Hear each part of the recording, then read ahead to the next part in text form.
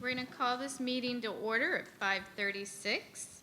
It is Wednesday, October 30th, 2019, and this is our first annual Unitary Status Progress Report, our Progress Review meeting. We are in the Joe N. Idelette Junior Teacher Education Center, and I just want to highlight that we actually have the privilege of having Mr. Joe N. Idelette Jr. here with us tonight.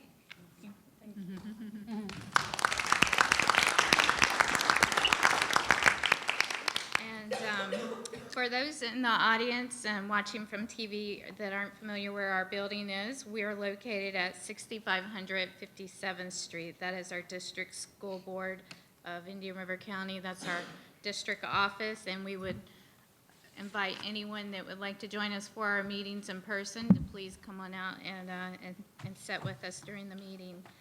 At this time, I just want to say welcome for our first Unitary meeting together. I feel like as a board member, I'm proud of this moment that we're coming together and we're collaborating and we're actually having this conversation, and we're all here because we're ready to roll up our sleeves and get to work. We know there's some work to be done. What I'd like to do before we could jump into the meeting, if everyone at the table could go around and just introduce themselves, their name and their position in this. And I'm going to start with Ms. Green. Okay, I'm Rashawn Green. I'm the chairperson of the Equity Committee. Good evening, I'm LaVon Walker, School District of Indian River County. My name is Anthony Brown. Most people refer to me as Tony. Before I move forward, I wanted to, each of you have the Constitution of the National Association for the Advancement of Colored People. Our preamble reads, the National Association for the Advancement of Colored People, herein referred to as the NAACP or the association, was founded on the beliefs embodied in the Constitution of the United States of America. We support democracy, dignity, and freedom. Members of the NAACP, in keeping with the charge of our founders, stand against all forms of injustice. The United States of America, built by us, belongs to all of us. The repayment for our labor is equity and justice for all. The NAACP will continue to fight for justice until all, without regard to race, gender, creed, or religion, enjoy equal status. The NAACP's vision statement, the vision of the National Association for the Advancement of Colored People, is to ensure a society in which all individuals have equal rights and there is no racial hatred or racist discrimination. The NAACP mission statement, the mission of the National Association for the Advancement of Colored People is to ensure the political, educational, social, and economic equality of rights of all persons and to eliminate racial hatred and racist discrimination. That is who we are, and we are honored to be here. Thank you very much, Mr. Brown. And I was asked by our sound crew if you could please try to speak into the mic directly. We do have, I believe, only 9 microphones, so we are going to be sharing tonight. Okay. Greg Mason, Criminal Justice Chair, NAACP. Thank you. Raquel Wright, Secretary, NAACP. Carol Pender, Education Chair, NAACP. Good afternoon, Wanda Hinton, Economic Development, NAACP. Julianne Price, I'm the chair of the Emergency Operations and Environmental Justice for the NAACP. Victor Hart, Jr., Indian River County Legal Redress of the NAACP. Reverend Benny Ryan at large, NAACP. Thank you. Sorry, Terry Barenborg, School Board Member, District 4, and also former teacher. And new grandmother. And Congratulations. grandmother, yes, thank you. Jacqueline Rosario, District 2. Mara Schiff, School Board District 1. Tiffany Justice, School Board Member, District 5. Thank you. Suzanne DeGresta, School Board Counsel. Susan Moxley, Interim Superintendent. And Laura Zork, School Board Member, District 3. So thank you. Yes, oh, okay. Yeah, good evening. Natalie Sanders, NAACP member. Stephon Dean, Publicity and Communication Chair, NAACP. Rashana Williams, Membership Chair, NAACP. Alma Miller, Chair, Health and Housing, NAACP. Thank you. And we do have two guests on our teleconference with us today. We have Mr. Chris Taylor, one of our Equity Committee members, and also he is an employee with the school district. Good evening, Mr. Taylor. Hello. I wish I could be there tonight, but I'm glad I'm watching you on YouTube right now, and I can't wait to start the conversation. And then I'm happy to announce we have Dr. Jackie Warrior online. She is a member. She's been an education liaison for the NAACP for many years. Welcome, Dr. Warrior. Thank you very much. It's good to be here. Thank you so Well, much. Sort of be here. Okay, so at this time, I'm going to turn this over. We have an equity update from our, I believe at this time we're going to turn it over to Ms. Green for the equity presentation. Okay. Okay, so this report that you see on the screen, this is our inaugural Equity Committee report. Basically what we did in this session, we reviewed information to monitor the district's progress as it pertains to the joint agreement and the desegregation order. Throughout here, we have 3 different areas that we cover: the data requirements, we cover the compliance, if the district met the compliance or not, and then notes and recommendations, which is basically us giving our input as far as what we feel need to be submitted with the next committee in order to be able to monitor that area, and also recommendations that we're giving that the district could follow in order to meet that area that's being monitored. I have presented to you all last month, and then a week ago, last week, I presented to the NAACP so that, we don't have to go through a lot of the things, we can move quicker in it. So the first section is mentoring. As we stated before, we just wanted to see a mentoring program that was tailored to African American teachers, showed the different nuances and difficulties that the African American teachers meet. We said that there was no compliance because the district's mentoring program that we received was for all teachers. We didn't see anything that addressed African American teachers and instructional staff specifically. And then we have our notes and recommendations. Here we're asking them to create a plan that addresses mentoring of African American teachers and instructional staff. In this plan, we would like to include strategies used to ensure that mentors are culturally competent and open to diversity, and provide documentation to show that such pairings is happening and that the mentoring pairings are effective.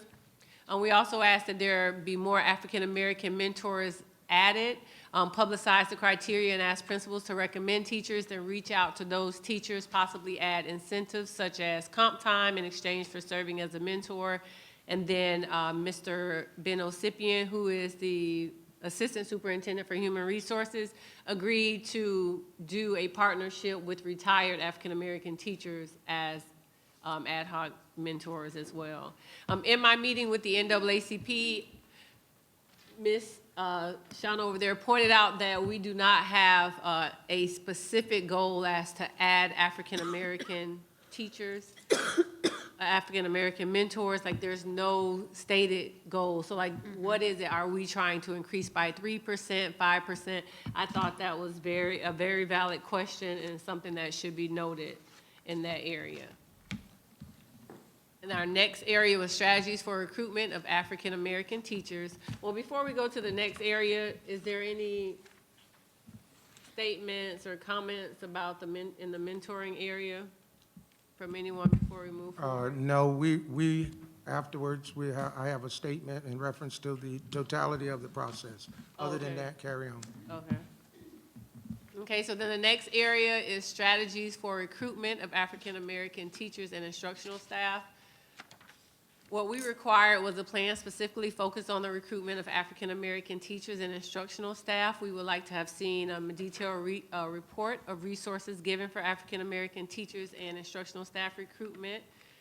documentation of recruitment trips to various historically black colleges, universities, and other colleges, and documentation of offer letters, visits, total number of letters accepted, non-acceptance, as well as documentation of applicants, like who was hired, who was given a position, if an African American was not given a position, the reasoning or rationale for not hiring, or why someone did not accept it. We just wanted to figure out what exactly was happening with the recruitment process. Are people being extended offers and then declining? If so, why are they declining? And how could our district work to ensure that those declinations do not continue to happen? For a compliance result, we said there was no compliance. The district provided inadequate documentation. Initially, recruiting documentation provided was unorganized, some was handwritten, others was incomplete. The district did provide proof of visits to some HBCUs, but there wasn't inadequate documentation to show that there was a relationship being built. We didn't see any communication throughout the year. And then there were minimal resources allocated for recruitment. For recruitment, notes and recommendations, we suggested that the district submit a step-by-step plan of how African-American teachers and instructional staff are recruited, that the district submit a monthly report to the Equity Committee of African-American Recruitment detailing recruitment efforts. The report should include dates of recruitment activities, staff involved, recruitment events attended, resources, and also that there be documentation showing that strategies of Section 3, A through L, which is a list of different recruitment strategies that the district can employ, that being documentation showing that those efforts are being made, and also that we see some community partnerships, whether it's with the fraternities and sororities, also with the union, the school union, the teachers union, and then develop community partnership to bring incentives to district for African-American hiring, such as basically resources to cover the visiting, moving expenses, the visits of prospective teachers, yearly leases, if they give a yearly lease commitment, just some incentives to help with that, and then partnerships with our Realtor Association, real estate owners to supply affordable housing. And we request that the superintendent give HR the authority to vet qualified candidates, hire and place them in teaching and instructional staff positions. During our discussions, it came up during the time that Dr. Warrior was here that there have been some type of biases with principals, and that in order to ensure that there's not really bias, also allow for HR to be able to vet candidates. So, because the principal may feel that they don't want a particular candidate to come to their school, but that candidate still is qualified to be hired and they're not hired because of biases. And giving HR authority to vet qualified candidates can assist with eliminating that bias. And then we also suggested that the superintendent place fair hiring practices as a criteria on the principal evaluation. And we put, is it state required? Because we're not sure that it's state required or not, but if it isn't, we're asking that that measure be taken by the district. And then we also suggested that the district submit to Equity Committee a monthly report of employment of African-American teachers and instructional staff, tracked by principals in schools each month, and then just detailing areas as far as the number of African-American that apply to the position each African-American applied for, if there was an interview given, the race and ethnicity of those interviewed with African-American for that position, and identify the person hired, the race and ethnicity of the person hired, and rationale for person hired. Also rationale for not hiring African-Americans, scoring sheet for interview and questions asked. And we're asking for the scoring sheet and questions because we would like to see uniformity when it comes to these interviews. If it is a reading position, are all applicants being asked the same questions? Those type of things. We're just hoping to eliminate biases, and then the names of persons on the interview and hiring committee, race and ethnicity of those individuals. And we'd also like a yearly detailed report of resources given for African-American teacher and instructional staff recruitment. Partner with community organizations, fraternities, and sororities, as stated earlier. And again, interviewing questions be uniform for each position, professional development on having culturally competent interview strategies, because sometimes it could just be that there's professional development needed in order to make sure that these interviews happening, and they're positive, and they're also unbiased. So then we have representation, Section 4, representation of African-American teachers and instructional staff. What we required was a report detailing the race and ethnicity of current teacher and instructional staff role by principal in school, supported by an easily readable chart showing the racial and ethnic makeup of their teaching and instructional staff. Report from principals detailing all teaching and instructional staff vacancy announcements, including the race and ethnicity of each applicant, interviewee, person selected to fill the vacancy, and rationale for hiring said person, and report should be easily readable in Excel format. We said for compliance, there was no compliance. District provided inadequate documentation. Initially, the data was inaccurate, incomplete, and unable to sort due to information being in PDF format instead of Excel. The district needs to increase verifiable efforts to recruit and hire African-American teachers and instructional staff. Also create a line item in budget specifically for African-American teacher recruitment. And then we stated that the goal for diversity, equity across the nation is that the teacher representation reflects the aggregate African-American student population. In our district, it is 17.2%. We would like for it not to fall, have a variation of plus or minus 3%, and not to fall below 5 teachers per school. And we would like a monthly report of the representation for each school. We were asking for a monthly report so that we don't get inundated with information quarterly, because we only meet quarterly, but if we're receiving these things monthly, then we're able to review that as it comes.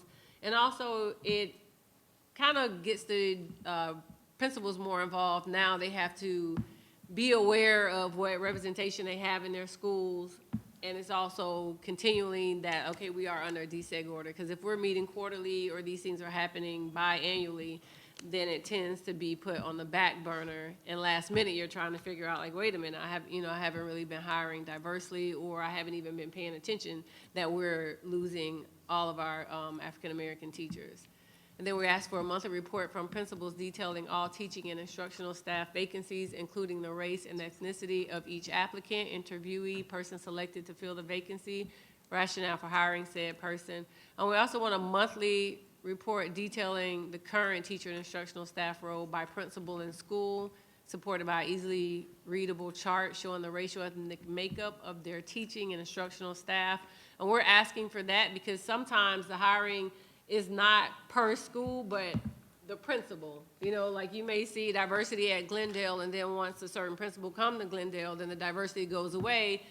So if we're able to also track it by principal, then we can also see that, okay, maybe it's not the hiring practices, it's the person doing the hiring. And our goal is really just to get to the root cause of why we're not able to hire and return African-American teachers. And that's why we're asking for more detailed information than before, because we know that they have practices in place, but they're not working. So let's get down to figure out exactly what's happening behind the scenes.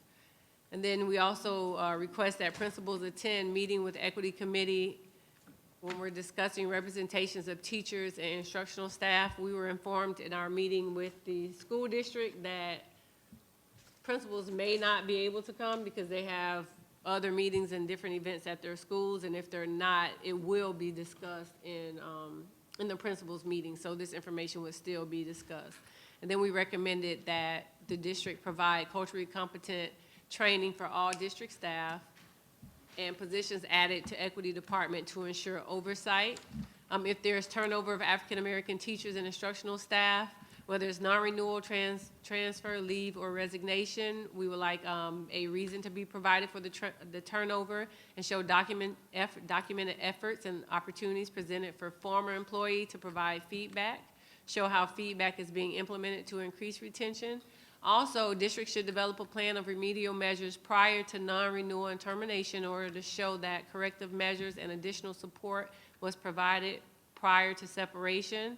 Please submit plan to Equity Committee. We're asking for that because we are having a hard time hiring African-American teachers, and being that we're having a hard time, we need to do everything possible to retain the African-American teachers and instructional staff that we have. So if we're non-renewing but we can't hire, let's see why we're non-renewing and what efforts have we tried before actually non-renewing this employee. So if they're having issues with classroom management? Were there any professional development given to them to help them with classroom management? Did they receive any coaching prior to termination? And then here is the continued plan of supervision. This is after unitary status was established. There's still a continued plan of supervision.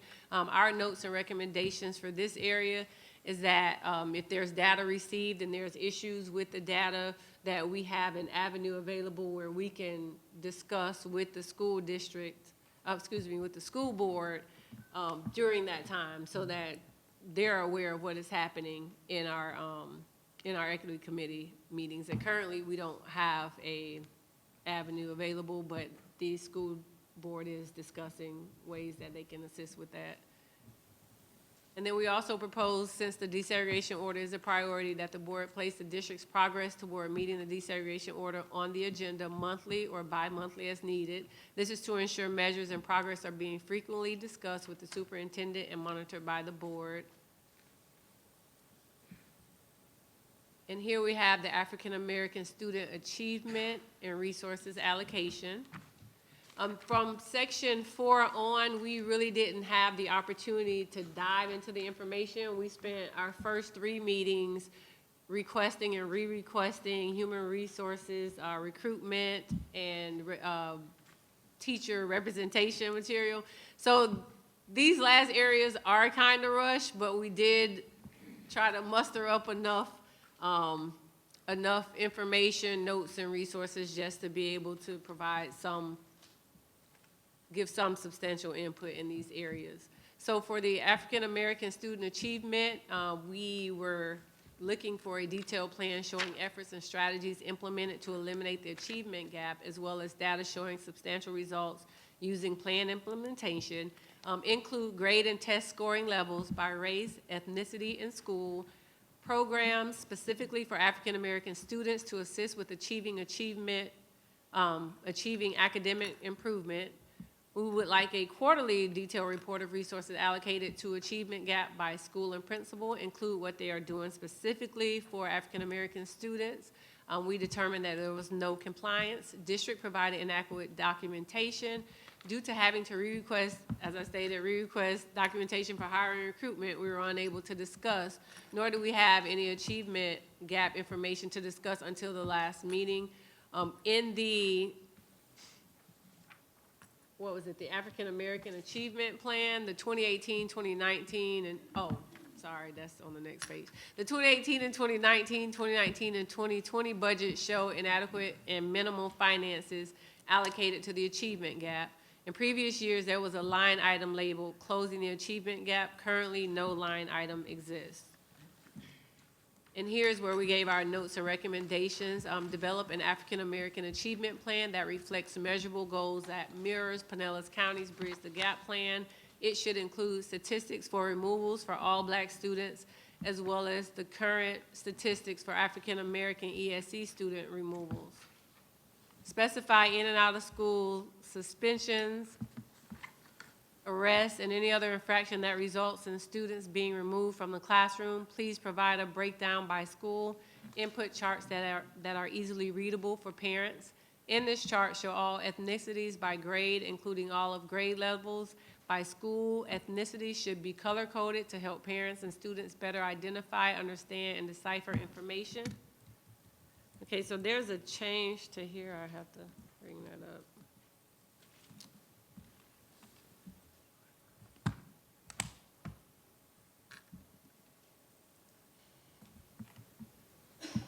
So in this bullet, pursuant to Florida State Statute 1003-42, Section 2, subsection H, African American history should be integrated into history teachings in grade K through 12, recommended every 9 weeks as part of regular history curriculum, and bring back closing the achievement gap line item, allocate funds for closing the gap to each school.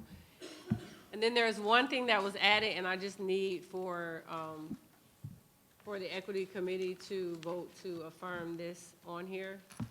Bi-weekly report of teachers assigned to intensive reading and math classes by school, include of each teacher's certification and area of certification. Also state if teacher is a substitute.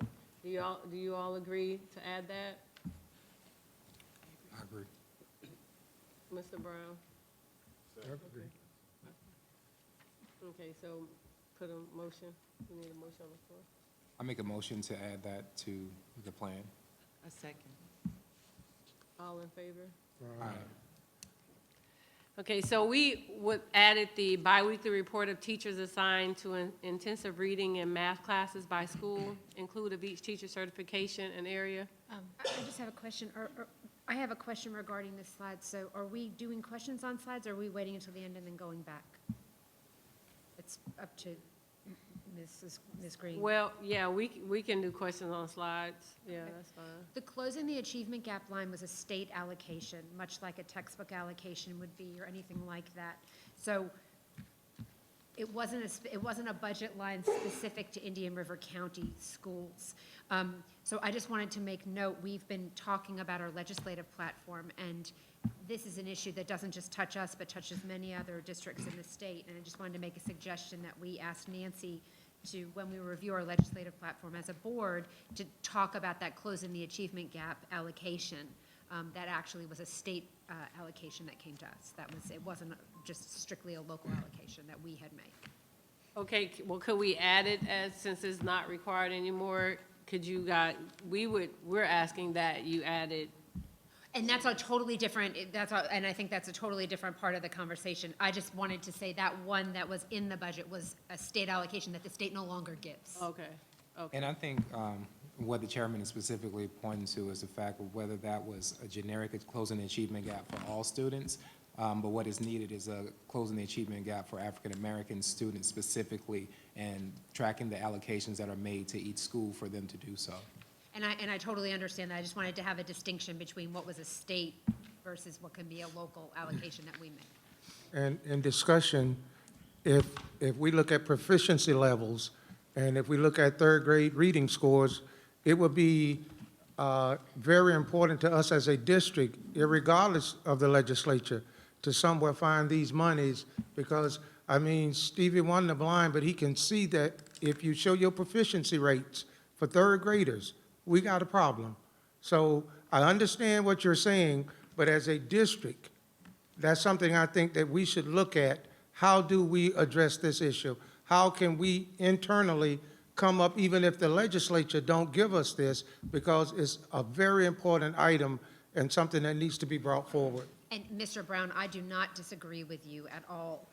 I just wanted to make the clarification because I recognize that these documents are, being kind of processed by everyone, that specific verbiage, that line, that allocation, we receive many allocations. We receive an allocation that's specifically meant for transportation, that's specifically meant for textbook purchasing.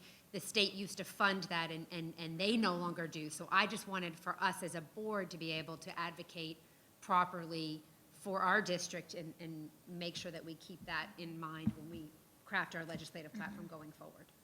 Yeah, I understand. You're just saying that although it looks like it's similar to the DSEG, it was actually something that was provided by the state, and it wasn't the district providing that because of the desegregation order. Thank you. Ms. Green, can we go back prior to the question that Mrs. Justice had? I wasn't really for sure you were asking for a vote for, Oh, okay, so. Can you explain what just happened? Okay, so basically, we don't talk outside of here, and so there was something that I had requested, but we hadn't had a meeting. After meeting with you all, I requested some stuff that arose in there, so then I have to get my committee to agree for it to be added and presented to you, so I have them to agree before I actually. Okay. Yeah. So And you just have. to add to that, we did discuss that in the meeting, but as Chairman Green mentioned, a lot of the data, because we had to re-request it, we didn't get a chance to work on the latter points. So that was one of the things that we were in talks about adding, to it, so. And me having both chairs, having been Equity Committee and NAACP President, it was one of the issues that would be in my statement, and Chairman Green spoke earlier. After the fourth section, I would be hard-pressed for us to even submit that to the state because we have not done in-depth work on it. As Ms. Green stated, we were trying to give you something, but really 1 through 4 we had the opportunity to get down and dirty and investigate, to talk about it, do research, get some data. But with the other ones, we were kind of hard pressed that we didn't, as she stated, she had to get some information to come up even with that vote. So it would be very important if we just follow her and go through the rest of them, but not make it as a report, part of the report going to the courts. See, I disagree with that, Mr. Brown, because I do feel like what we came up with, even though we did it in a short time, they're very important to be included, and it provides a standard for our district. If we don't report this, then now, from achievement gap on back, there's no standard that we set as an equity committee. Well, as I was reading it, I was looking at extracurricular activities. And we know we have some serious problems in it, and we shot through it. And that one can come, something like that can come back to haunt us. And if the courts look at it wrongly, as if we're all in agreement with this, then we're stuck in a situation rather than having been afforded the opportunity to go through it, to do what we did, tear it down, break it up, tear it apart, and then come with a conclusion. Because the one, especially with extracurricular activities, transportation and stuff, Well, you know. you're ahead of I know, us. but I was just saying why I was saying we should go follow your lead, but I would not, So when we get to there, then, yeah. okay, then we'll raise that. Okay. So for this slide, this is just more notes and recommendations. Developed special programs specifically focused on African-American students for closing the achievement gap. This should include tutoring programs as well as other measures, provide details of those special programs and other district efforts being made specifically for African-American students to close the achievement gap. We have two things to vote on and add that were pertaining to discipline, as Dr. Schiff had asked us to dive more into discipline. After this meeting, I will actually email this to the district and to you, Chairman Zork, so that the entire board can have this document as I update it. So the first one, Equity Committee, that I need you all to, I'll read them and then we can vote to add them. Monthly report of student removals broken down by school, categorized by race, ethnicities, specify in and out of school suspensions, arrests, and any other infractions that result in students being removed from the classroom.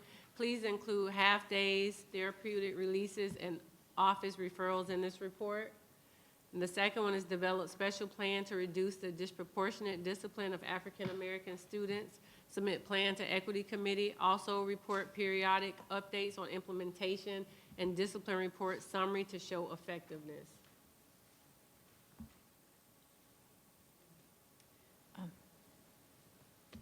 Mrs. Green, or Ms. Green, I think for there to be an official vote, and I'm just looking at this from how it should be, I believe there has to be a advertised meeting for the Equity Committee for you guys to take official action, but I think you can have consensus, but this is an advertised meeting. This is one of our meetings. But for the Equity Committee, there wasn't. But who can I defer the question to? I just want to make sure that we do it right. Okay? Yeah. Let's just make sure. Okay. Yeah, it's a report.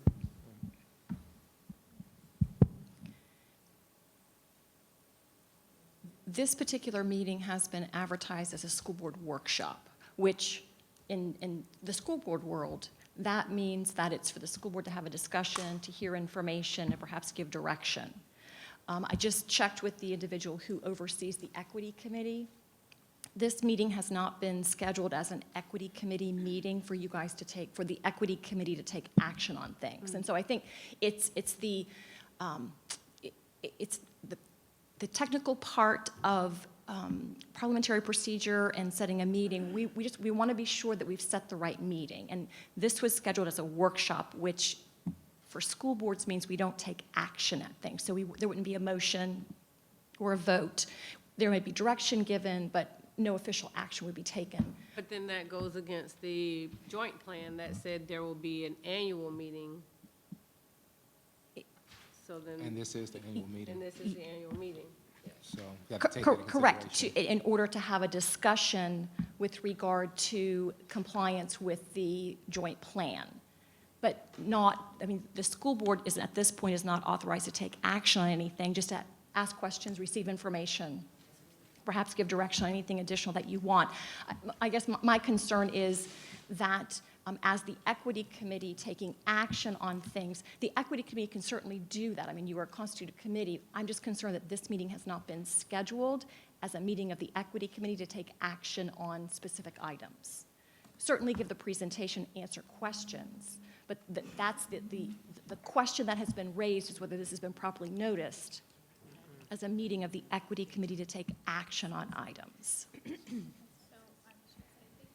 My question is, from my experiences, can there be consensus? They can come to consensus, but can they still add information into the report through consensus? From what I understood, they were taking action on each item going forward. Well, it's just information added to the report.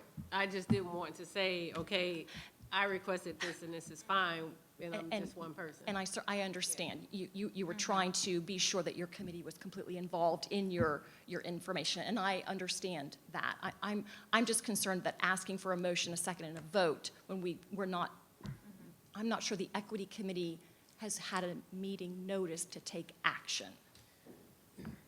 This entire meeting has been advertised to have this discussion as the joint annual. I think we should err on the side of caution because this may come back to hurt us. And if, I know when our attorney contacted Ms. DeAgresta, it was stated a discussion. When I talked to our lawyer on Monday afternoon, and nobody at that moment could really define the meeting other than it was a discussion. So I would say we can err on the side of caution so that this won't come back to haunt us if we make a decision that is later on invalidated by us doing it improperly, so. Sorry. Thank you, Mrs. Zork. And Mrs. Green, I'm not attempting to stop you from sharing the additional information that you wanted to those were the only things that were added. And by all means, share the additional information that's not currently reflected in your report. And then as the equity committee notices and meets again for an equity committee meeting, certainly have the committee take action on those items. I don't want to stop you from sharing the information. I just want to be sure that we're not running afoul of the Sunshine Law, which would mean that you have to do it again anyway. And Okay. Just trying to protect you because we've been through this and didn't want to have to go through that. Okay. Thank you.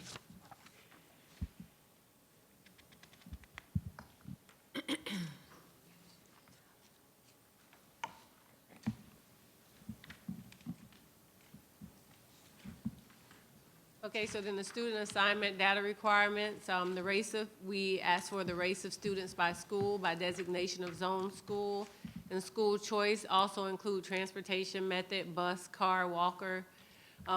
Initially, what we received was the race of students by school, designation of zone school. We did not ask for school choice or transportation, so we did not receive that. We were at the end, like I said, we were basically pressed for time. So because we didn't have the information we needed, it was no compliance, and we said no compliance because we currently have racially identifiable schools, Dodgertown, Fellsmere, Gifford Middle School. And then for our notes and recommendations, we're asking a study to research why some schools are more racially identifiable than others. For example, Dodgetown Elementary and Gifford Middle School. Ask parents that choose school choice to give feedback on reason for not attending their zone schools, and also provide statistics for bus riders, walkers, car riders for each school. And maybe one suggestion was maybe the district should consider doing a rezoning study because Storm Grove has 1,073 students, Oslo Middle has 926, Sebastian River Middle School has 900, and Gifford Middle only has 651 schools. Somerset is opening next year, so we're concerned as to how that will affect our middle schools. And then for transportation, request a report showing student enrollment numbers versus student riding school buses. Break down school into subgroups of race for those busing to the school.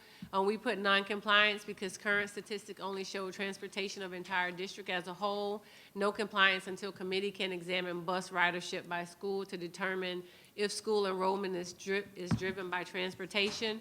During that time, we did not have the opportunity to request more detailed information in order for us to make an informed decision as to whether there was complete compliance or not. And as Mr. Brown stated earlier, we just erred on the side of non-compliance because we didn't want to say compliance and then later on we request information and then it doesn't line up with what we thought it was. And so our request is a report showing student enrollment numbers versus students riding school buses, include students using transportation based on race and by school. With transportation and student allocation, our concern is that there is a high number of black students at Dodgertown because the parents do not have transportation. So if the parents actually had a bus that could pick up their students and bus them to another school, would they choose Dodgertown? And that's kind of what we would like to see with both transportation and student allocation. Because if I have a student at Dodgertown, but if I had a bus, I would choose Glendale, then we could say that transportation is inadequate. You know, and we can also say that student allocation is inadequate. You want to ask a question? I have a question about that. I'm just going to ask because I've learned a lot about, this is discussion, we're supposed to discuss it, so we're going to have a discussion about it. So I've learned a lot about transportation allocation because it's one of the areas where school districts historically are underfunded. In fact, we are, like other districts around the state, funded at about 40% of what our true transportation cost is as it currently stands, and that would be mandated transportation. So any student who is zoned for a school that lives outside of 2 miles of the school or has some special danger or safety issue to be afforded transportation within the 2 miles, that is who we bus. But again, only 40% of that is actually funded by the state, and the rest of the money is taken from the general fund to pay for the rest of transportation. So transportation is a very costly thing. I'm just curious, ideally, we would bus every student to every school that they wanted to go to, regardless of race, gender, anything, right? Because ideally, you want every student to have the transportation to get to where they want to go. I can't tell you sitting here right now that if transportation didn't exist to another school, my kids all take the bus, that I wouldn't switch schools. I might. So I get it. But feasibly, if this would be an area where like a huge red flag goes up, because from a feasibility standpoint, our budget, I don't know where, and we're not talking about $80,000 or $150,000, we're talking about millions of dollars, because I would imagine if we did that, and I don't know what the legality of it is, but to bus some children and to give some children choice versus other children not choice about transportation, and I can't speak to that, but I would imagine there would be some parents who would say, well, my child's not African American, but I want the transportation and I have school choice, now I want the transportation too. So the idea that we would transport every student anywhere they wanted to go, the cost would be astronomical. I can't even imagine what that cost would look like. So I'm confused because, yeah, I want to put some input in. My take on this, and that's one of the things that we didn't get a chance to totally hash out, but I, like you, align on that, and some of the discussion points was that kids would have to get up earlier to go to further distance and things like that. And I said gas is very costly, and I would rather see the investment into resources in these racially identifiable schools such as a Dodgertown to put, instead of paying for gas to ship someone from, you know, this place to that place, and Failsmere being such an island that it is really not feasible. But then you get one of those things where you apply to whole or none, you know, was kind of the things that we did discuss. But turning a Dodgertown or a Gifford Middle or another racially identifiable school, specifically, even though we're in the era now of speaking more towards minority, but really this is about African American because of where the time and place this legislation came from, make Dodgertown, which has a high African-American population, put that money into resources, the after-school and extracurricular, and make it a school that even other kids want to come to. And then you also affect African-American achievement because you are putting these resources at a school where there is a higher concentration of African-American. So instead of paying another $250,000 or $100,000 or even $1 million in gas, use that into other resources to drive achievement instead. And we're not talking about $1 million, we're talking about millions. But that's, So if we go back to 1967, 1965, the Civil Rights Act, they were busing students because they were racially identified and were integrating. If we abandon the busing, then we go back to segregation. So that's why this is necessary, because when you get racially identifiable schools, that means we're segregating again. So even though it's correct that they do need the resources in the school, we still do need diversity at the different schools, and that's, And I'll interject back Mrs. in Berenberg to say that Borg has a question. yes.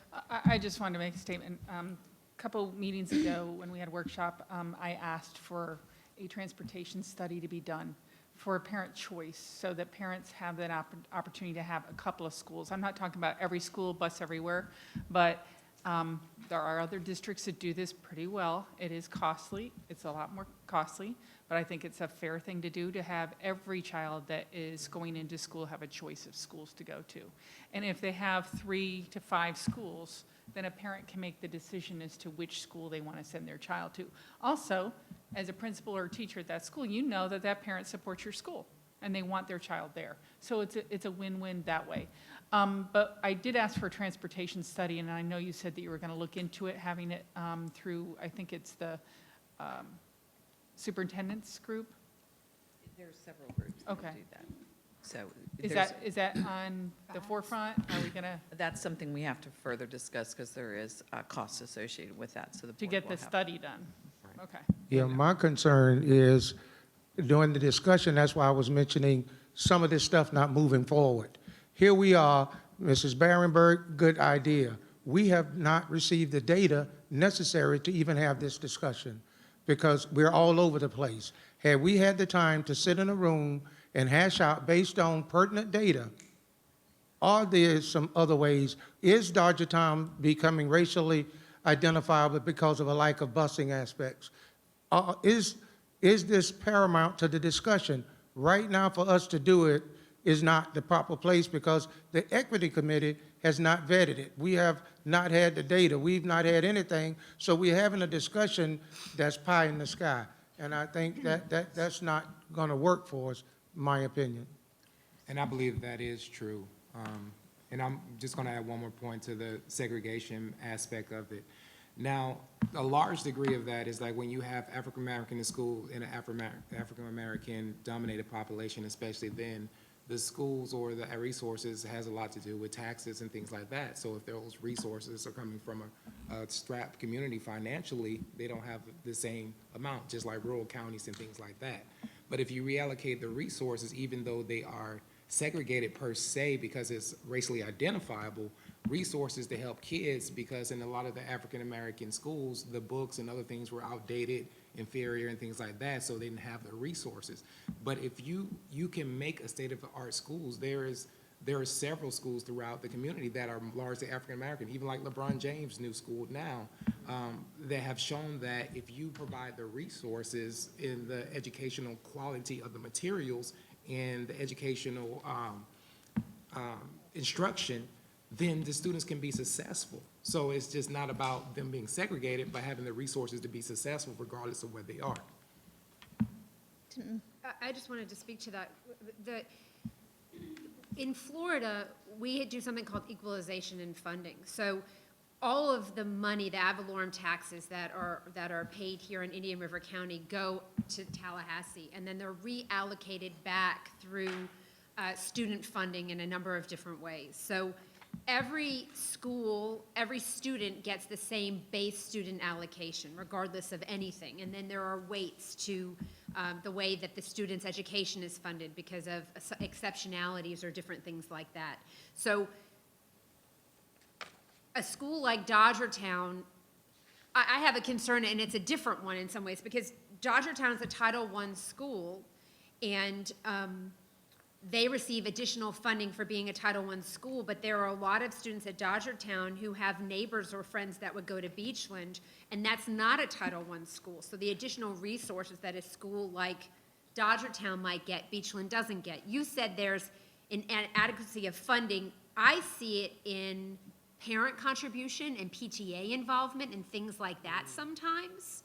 But as far as the money allocated to each school, the student funding is the same. I just wanted to make that point. See, I'm not sure that it is the same. I don't have my budget with me, but I'm not sure it's the same. I know there's not a huge significant difference in it, but we didn't have the opportunity to even evaluate the costs. Well, and I've said before, and this is a concern that I have that I just want to, I learn new things about the way that the school district is funded and financed every day. It's something that I've really I dove into to really try to understand it.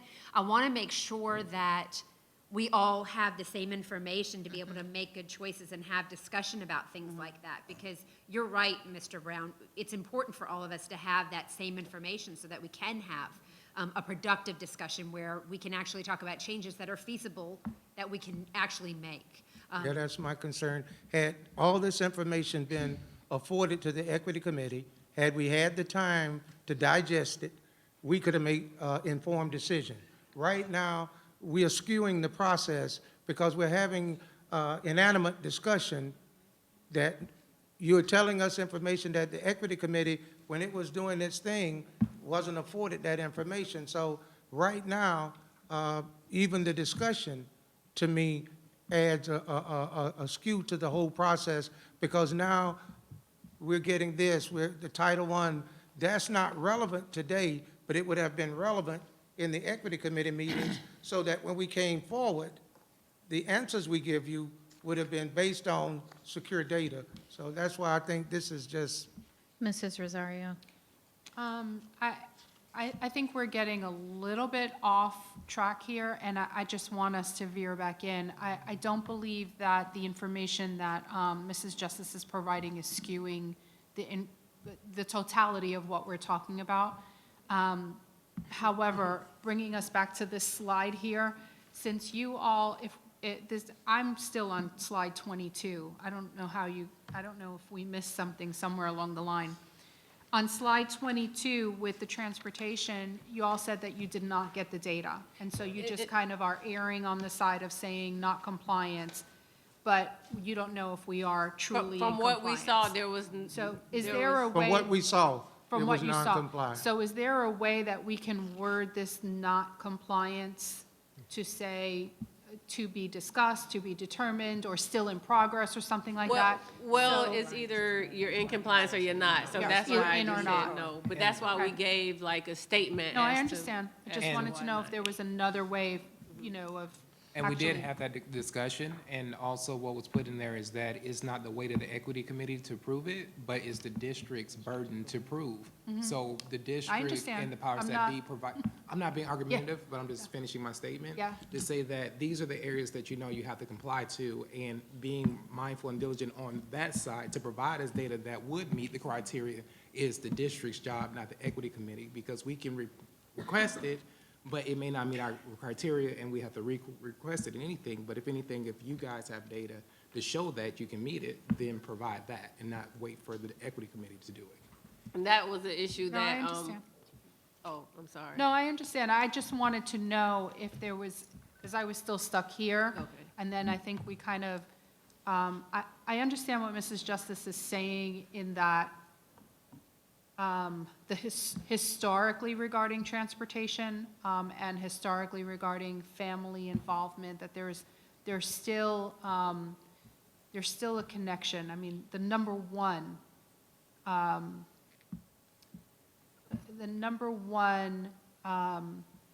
proof of childhood academic success is parental involvement. I mean, that's just the number one. But I don't want us to get into a different discussion on that point. I think that we should just stick with what you're giving. The reason why I wanted to ask this question about compliance or non-compliance, and if we can reword it a different way, just for this one slide, because you didn't get that information and because you didn't have the chance. The other part is that it's unfortunate that you all are only meeting quarterly. So at least at a minimum, quarterly. If you met, more than that, then we'd probably have more opportunity. I personally apologize the last time that you all were here of not getting all of the information that you needed. But at this point, we can't cry over spilled milk. You can't pick it back up again. So I'd like us to move forward and continue to receive the information that you have to give us. Because just for those who are not familiar, the Equity Committee, you all have had this opportunity to help get us through this, right? To make recommendations based on what you see, what you have done your research on, and then ultimately it's up to the school board to make the final decisions on, which part of these we're going to move forward with, what can we start with immediately, what does our budget allow, and so on and so forth. So if you wouldn't mind, I didn't want us to go off on, I different wasn't tangents. going off. Not that it's not important, but. Yeah, I wasn't critiquing her or going off. No, I was saying, had we had that data, I understand. we are now in a situation where we are making a decision. Yep. And I don't think if you were going to the doctor, he said, I'm gonna give you surgery, but oh, by the way, I didn't do an MRI, I didn't do a CAT scan, I didn't do this, but based on looking at you, I'm gonna go ahead and do the surgery. This is what I'm saying. Yeah. We did not delve into this process. Had we known some of the stuff For Mrs. this Justice part, was for saying. this part. Right. Had we known all of this information at our disposal, You'd be able to talk a little bit more and about it. now, that's why I was saying, moving this into the courts, even if we reword it, it would be disingenuous. It would not be giving a true picture of the process or the state of the school district in that particular area. So that's what Mr. Brown was stating earlier when he was saying not to put them in there. And I was saying that I disagree. I feel like we should say that there was no compliance and then just give our statement as to how we came up with that. That's what I would. Because we kind of want the judge to know that, hey, we did look at some stuff, but we're saying no compliance It because we wasn't didn't have this, conclusive. and this. It wasn't Right. conclusive because you're still waiting on more Yes, data. and we did meet more than quarterly. We had 3 special meetings, so we met 7 times. Oh, okay. Yeah. Okay, Thank you Dr. for that. Schiff, then Mrs. Justice. Yeah, and I don't want to veer off. But I think you're right, the resource question is really important, and understanding how that works is really important. I also didn't know, before sitting on the school board and spending a lot of time in our budget workshops, exactly how those allocations were made.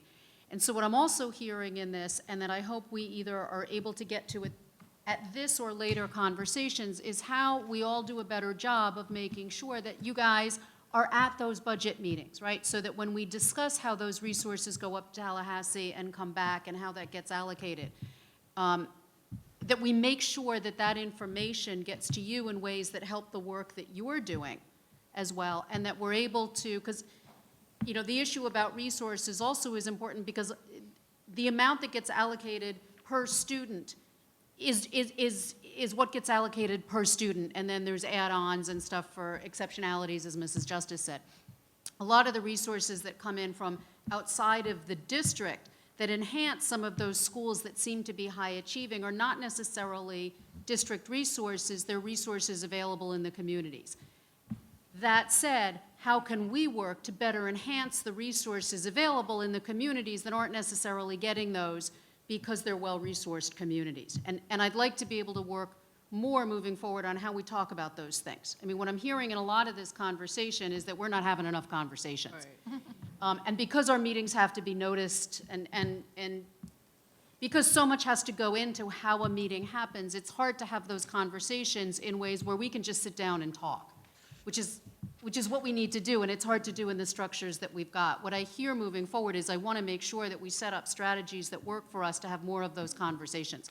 Because everything that you're suggesting in your agreements, I don't disagree with. I have questions about the implementation of some of them and how we work together to make sure that we can make some of these things happen, because some of them do take resources, some of them do take there's a lot to making a lot of these happen.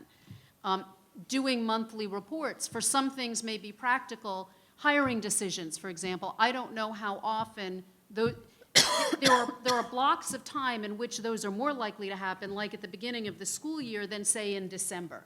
So reports in December may be less valuable than reports in August. So how do we work through some of those conversations and make sure we can, moving forward, improve our communication so you get the data you need, we use the resources as wisely as we can, and we meet the recommendations as best we can, because I agree that is our responsibility. I agree with you, Dr. Schiff. I think we are fluttering in the water right now, and one of the good things about what we're doing now is what you just said, these discussions. Go on and get the foundation for what the Equity Committee needs, but in the interim, discussions between the NAACP, the school board, and the Equity Committee in a collaborative mode where we're hearing each other. I think we can move forward faster and more productive. But all three of the entities are very important to the success of this district. And I want, sorry, and just, and for the record, I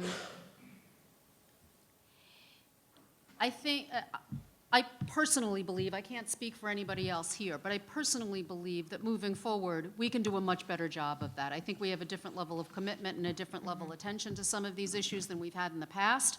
I personally will at least attest to my own, and I wish that I were frankly able to just sit down and talk about some of this stuff, but we can't do it out of these settings. But let's figure out how we do that, because I believe that moving forward, we will be working more collaboratively. We will be engaging in far different ways than have happened in the past, and frankly, I'm sorry that have happened in the ways that they've happened. And that's the reason why a lot of the suggestion was to put this on the calendar with the school board more often so the conversations can happen. Because that goes back to one of the points about the slide 22 and compliance versus non-compliance, of saying that, better to say no, that you didn't because it was provided, and then have to backtrack and say, we say yes, but it's no. So if you can't prove it, it's no. Yeah. That's kind of what we came to. And then too, with the resources, when you talk about exceptionalities and allocation, when I made my resource comment, I was saying in the 50s and, earlier times, that it wasn't there where everything shot up to, we'll say, the cloud and was redistributed evenly. It was not then. So that's where my resource comment came from. Well, and in the United States, Florida has a more equitable financing of student education than we serve as an example for other areas where you do see very much that the taxes stay within that certain one area, and there are areas that aren't funded equally. So that's great, but let me finish my last point of that, to connect it, to say about the funding. When you talk about exceptionalities, yes, the funding is distributed evenly for other students, but if it's a student has a handicap or has something else, they're levied more money. Is that not correct? Yes, that's right. Okay, and when you talk about exceptionalities, and you talk about, at one point, because the resources were not allocated to African Americans, and therefore they did not achieve, therefore, in order to do more and to gain more ground academically, you have to give them more resources. And that's what I'm saying is allocation of more resources, because there was a lot of money spent fighting the desegregation order, but those same monies could have went to improving African American achievement. They could have went to bonuses and relocation packages for people, for teachers to come to this community, because people who are not grounded in this community are not just going to point to the map and say, let me move to Vero Beach. Because, personally, with this segment of the community, people want to keep Vero. They don't want big industry and other options. If I was a teacher coming out of school, I would probably try Atlanta or big city, because if I bomb as a teacher, I have other industry. So there's not a lot of other industry choices where if I come here with my bachelor's degree, just by having a bachelor, I have options. And if I don't have family here, to maybe as a broke college student, I'm not going to relocate here, with no housing or anything, or even a paycheck. So once again, am I going to eat ramen noodles or move back home where I can stay with my parents and until I'm able to get on my feet? So realistically, there have to be other resources put there other than what is evenly given out to meet this exceptionality of African-American students not achieving on the same levels as their counterparts. And equal doesn't mean equitable. So, you know, it could be distributed equally, but then you have a struggling Dodgertown, and you may have an excelling Vero Beach Elementary or Rosewood. So that's something that we didn't have an opportunity to look into, but it's very alarming. Also, when you all state about the parental involvement, I think that we can't use the parents as a scapegoat for the academic achievement. Our district should provide at minimum, an average education. Each student should be at least a C student without parental involvement. Parental involvement is supposed to catapult your child from average to good and great, and we're not even getting average. So that's very important, and we need to also remember that. So one of the other things I think is important to remember is a lot of our students in certain pockets experience trauma. And so there needs to be more attention paid to mental health services and trauma-informed care, different instructional strategies that address students from different ethnicities. So culturally competent instruction is also important. So I think that as we have those conversations, we'll be able to broach some of those unique issues that may distinguish Dodgertown from some of our other schools. Dr. Schiff? Yeah, totally agree with you on that. And by no means do I ever want to parent, blame, and shame. There's a tendency sometimes to do that in school environments, and it's something I really object to the ways that comes out. I agree with you about it's our job to provide the education. And so when I talk about resources in a community, I don't mean necessarily about parents' availability to work with their kids on achievement. I mean parent resources sometimes, be those financial or otherwise. There are a variety of things that go into a conversation about resources that are able to not only support their child, but support what goes on at the school. And availability is a big piece of that. So for people who are well-resourced, there's a different conversation about availability than people who are less well-resourced. And so I'm speaking more to that than the degree to which it's about individual achievement and individual families and students. The other thing, though, to the point about funding, and again, this was something I didn't know in how it worked until I sat through lots of budget meetings. But the funding not only goes up to Tallahassee and is then reallocated back. The funding goes up to Tallahassee, and then Tallahassee decides how much of the money that you send up is actually going to come back to your community and how much is going to be more broadly distributed into communities that are less well-resourced, who need the resources from better-off communities to support the communities that don't bring in the tax resources. So we don't even necessarily get the allocation of what taxes we are specifically paying up to Tallahassee, because as a well-resourced, somewhat well-resourced community, some of those tax monies actually go elsewhere. They don't even come back to us. So there's so much complexity to the conversation about how resources are allocated, how we use them, who defines exceptionalities, and how exceptionalities are defined educationally at a state level versus how we in the district can talk about things like trauma, can talk about ways that we support certain schools that have different needs. Again, add to the complexity of the conversations we need to have. I think like that comes like with human resources, where they contacted different organizations and stated that, hey, we're under a desegregation order. Like we're an anomaly in the United States. We still have an open desegregation order. So that's when you have conversations with the state about legalities that you're under and you have to meet, and adjustments are made. Because allocation right now is made according to everyone meeting the 1965 Civil Rights Act. And we haven't done that. So a lot of things that we say, oh, we can't do legally, we actually can when we notify the state that, hey, we're still trying to meet this in order to be able to function like everyone else. So I don't know, I just feel like we've had 52 years of excuses, and now it's time to, oh, yeah, and I don't, to make some things happen. And even with things being complex, there are generations of African-American students falling through the cracks. And so we, if nothing else, we need to show that we're doing all we can to meet this, to make this happen, to make sure that kids are being put first, because at the end of the day, it's not about how difficult it is for us to make these things happen. It's more so about these students getting what they need. Ms. Barrenborg. Thank you. Seems like we're kind of stuck on this slide, and I Yeah, have I was 8 about to questions say. from previous slides that I want to be able to ask, and I'm sitting here writing them down. Yeah.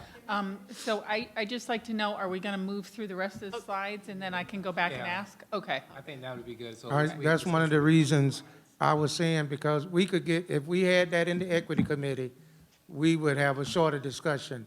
So that's one of the reasons I said after 4, we should kind of retake it, but as you stated, I would say, let's move forward. Thank you. Okay, sorry. Okay, so here then, the notes for and recommendations for transportation was a report showing student enrollment numbers versus students riding school buses, include students using transportation based on race by school. Then we get to extracurricular activity. We asked for extracurricular clubs to provide their requirements to participate.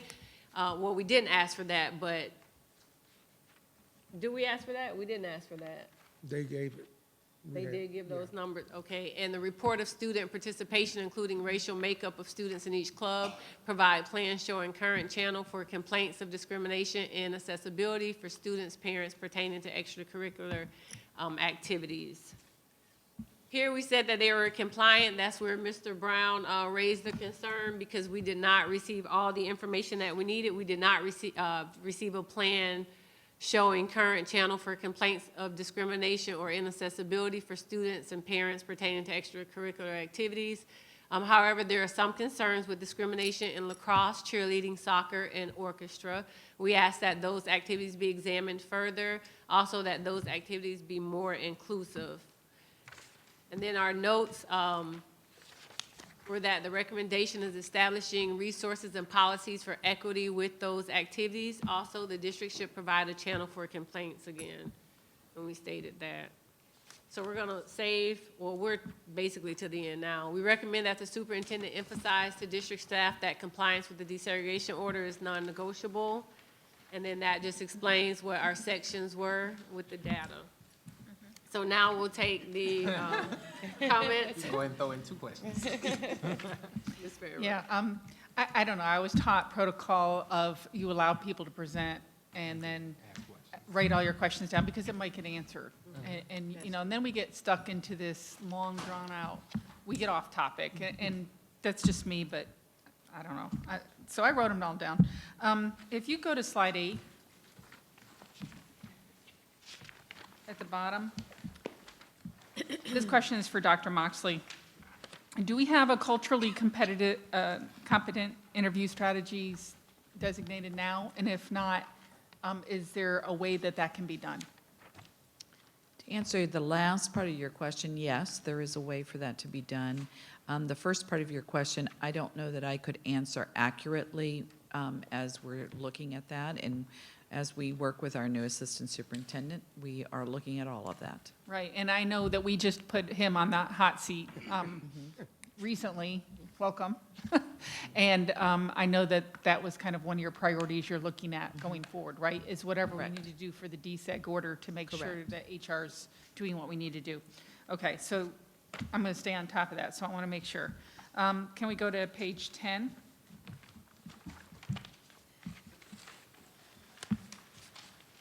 Is it possible to put in, I guess this one would be for Mr. Fagan as well, create a line item budget for African-American teacher recruitment? We can put anything in the budget that the board would like to designate to the district, to me, to Mr. Fagan. We certainly are going through this plan. This is something the board is going to have to talk about, because there's an allocation of resources throughout many of the recommendations. And so that's something that I think is a future conversation. We can amend the budget however the board directs us to. Okay, so it's possible. That's why I'm just kind of Correct. opening up that discussion. Correct. And I think that, you know, then we need to prioritize. How much money do we have? What's most important? What do we need to work on first? What can we work on second? Let's get this done. Correct. Page 12. Again, culturally competent training for all district staff. So again, that's something that is on the radar. That is something that is on the radar, has been on the radar. We have had some trainings, and I think probably even Mrs. Walker would be able to answer that even probably more specifically than I can. But this is something, implicit bias training. We've had some sessions of that. We need to continue to have more of that. I think this culturally competent training, I think we've had that in the past. I think we need to increase that. And you know, you always have to revisit Right, things. And so right. there's more work to be done, to answer your question. Right, and I think documentation of that is really important. When they happen, how many teachers were involved, the makeup of the teachers involved, what schools. So we I think did- that's important information that the board needs to. There was a Canvas course that was created that was offered to teachers to take, to gain more of those skills. And I know that some of our African-American liaisons at the schools have also been doing some of that training and kind of going over it with their staff. A lot of it was offered as on an individual basis, so teachers can access that whenever it's convenient. Right, and I know there are lots of different ones out there. You know, I'm probably showing my age with Ruby Payne. Yes. But it was very eye-opening. We do still have Ruby Payne facilitators, trained facilitators in the district. Good. Can I add a question to your question? Is it mandatory? Is this training mandatory? Or is it, I can come if I want to? The trainings that was offered through the Canvas course, I believe that all teachers were required. I have to double check. I don't want to misspeak. Okay. I think the other thing too, when you said that you need a list, when teachers take, or anybody, even myself, when we take one of the courses, we are, obviously if it's online with Canvas, I have a record of what courses, and sometimes they print out certificates, those kinds of things. But we also submit that for our mastering service points for our renewal of our certificates. So, I mean, there's a way to track that. Good, so we can start tracking that by school. And, you know, you made a good point. When I was a principal, I had mandatory Ruby Payne training. And it was, I don't think it was mandatory from the school district, but I think it was something my school needed. And so that, again, whether or not we're having principals make those decisions or is the district making that decision, I guess the board just needs to know what's happening. Sure. Can I follow up on that? Sure, as long as I can ask my next question. Yeah, but it's on the same topic, because, we need to find out if it's mandatory or not. B, there's a difference between cultural competence training and implicit bias training, and I Correct. don't want to limit one at the expense of the correct, other. I think they correct. both should be mandatory, even though the equity committee didn't specify implicit bias training. But I'm wondering where does that fall? Is that under the professional development department? Is it under the equity department? Who's responsible for making sure that happens? I think that's something that has to be really looked at very carefully, because right now we have training coming out of many different areas. And not to go into a different topic than what we are here, but there's curriculum training that comes out of curriculum and instruction. There's out of student services, which I think is the department that Ms. Walker is from. So there's training, lots of training that's come out, and they've had a lot of required training. I think the culturally competence may have come out of student services. I'm not quite sure with that. There were required trainings that I put in when I came that were done out of Canvas, done out of some of the other online, and some we did that had to do with safety and security. So there's a lot of training coming out from all different departments, and I think one of the things that we have to look at with this is what have we done in the past? Who's been trained? Where are the gaps? How do we fill those gaps? And what trainings, when, where, and how does that roll out? And I think that's all part of this discussion as we look at the implementation of it.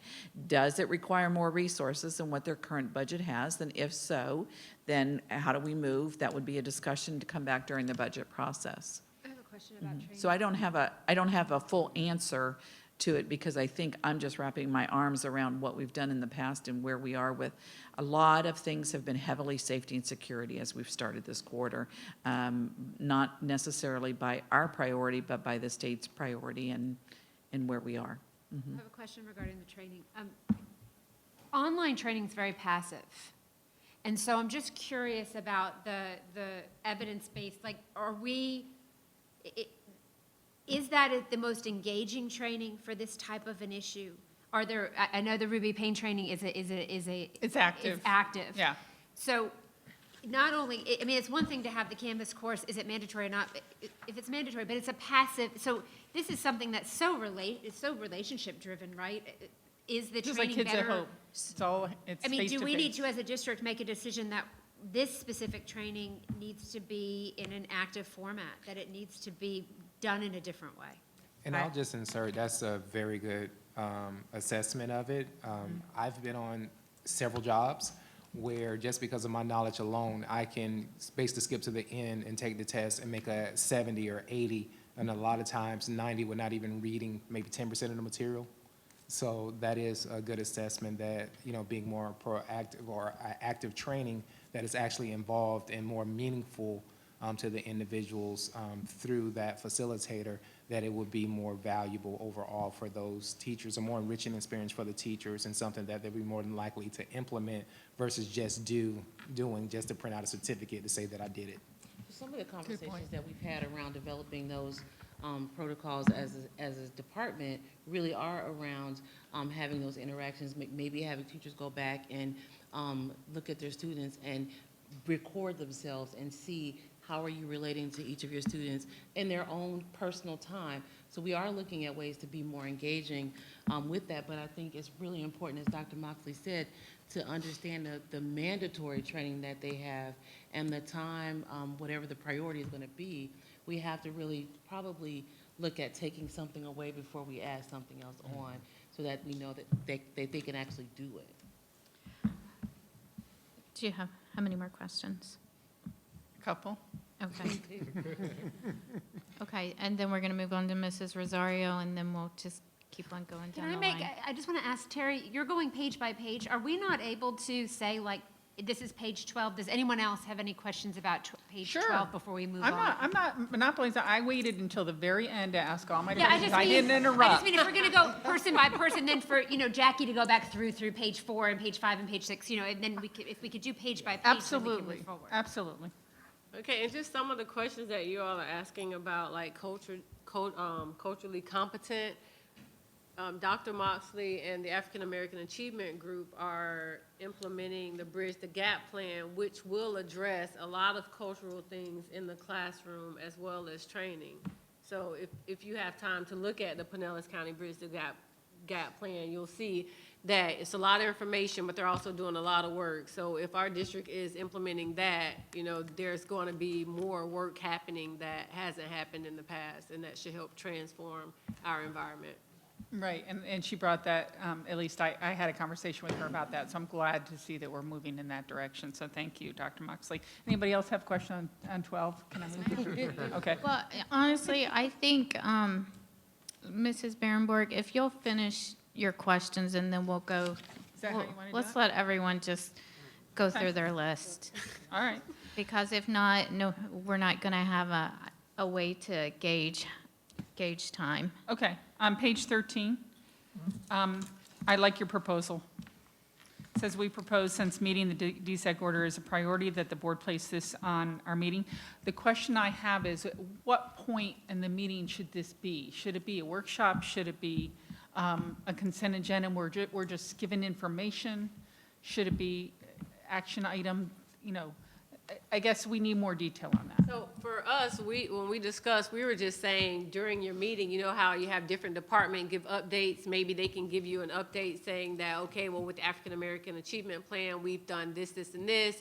We've had a quarterly report with the principals, and these are the numbers that we have. Just giving you an update on what's being met as pertaining to the desegregation order, not necessarily saying that you have to vote on anything, but we, as a community, would like to see it being discussed more and know that it is like things are happening behind the scenes. A lot of this is just for transparency for the taxpayers in the community. You have an entire community that is vested in this, who have children and want to know that the district hasn't forgotten about meeting these obligations. They are working to make that happen. And so that is just a measure in that. Because So I do- I can see this woven into our strategic plan, that we need to make sure that that's focused as part of our strategic plan discussion. So I have a recommendation that I feel like it would be pretty orderly to accomplish this, is that we designate 1 hour monthly prior to our board discussion for updates from the district. So that, and we'll just have it as a set time. I know right now we're meeting 12 to 4. We'll eventually probably get back to 1 to 4, but in the meantime, it would have to be 11 to 12, and then we go into our board discussion. Can I make a counter proposal? Because what happens is we often wind up with other meetings from 9 to 11 or 12 before that. We've had a lot of those in the last few months. Can we add this either as part of our monthly, either a board discussion or a superintendent's workshop? We have both of those meetings at least once a month. We can, as time permits, potentially add time to those existing meetings to make sure that we include an equity report.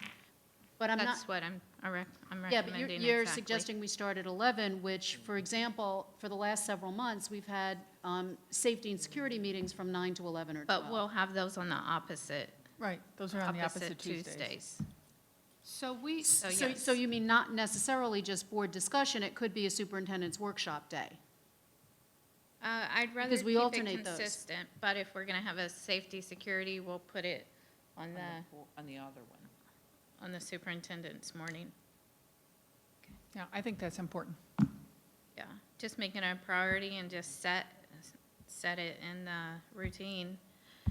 why not add it to our monthly meetings? One monthly meeting a month, one of our evening business meetings. Our business meetings are not going as long as they had in the past because we have lengthy day discussions. I mean, we'll be sitting here for 8 hours a day, during those board discussions, but once a month, why not add it to our discussion? Well, At our I'm board going to meeting. say that. That's what that it's there for, it's still business. There's no difference I see in that. It's either you do it in the morning or you do it in the evening. And I prefer, personally, I prefer doing it in this setting versus that setting up there. It's more difficult, and it's more difficult for staff to give presentations and that where they're at the podium and they're presenting to the board. I feel that this is a more conversational type of setting. So are you looking for a report or for a discussion on the Both. information? Both? Both, because if staff would give us a presentation, and then just as normal, we'll ask staff questions and bounce ideas off each other. I'm going to agree with you. I think we've found that is not conducive to conversation and asking questions, and I agree. I want staff to feel comfortable and be able to do presentations and things. If there's something that the board feels they'd like to bring to a business meeting, I think that's important. But I do think, for the sake of looking at information and being able to ask questions and talk to each other. I mean, we've said it's so hard to be able to, there are questions sometimes I'll say, Tamara, what do you think about that? Or, as a principal, Terry, what was your experience with that? And it's very difficult. So I think it's a great idea to do. I just would like to see it on I don't care, workshop discussion, whatever, it doesn't matter to me. But I think this is more conducive to that type of conversation. All right, Mrs. Barrenborg. Couple more. Page 15, Okay. the line item closing the achievement gap. Yes, it was a state item a while ago. But like you said, we can put a line item in that we want. And so when we start to have serious discussions as a board about money and where to put it for and which items we're going to try to get done immediately, which ones are coming next and so on, we need to consider that we put a line item in there specifically for dealing with the DSEG issues that we want to make sure that we're putting it there so everybody can see that we're actually doing what we say we're going to do, and we're putting the money where our mouth is. So I like that as well. 16.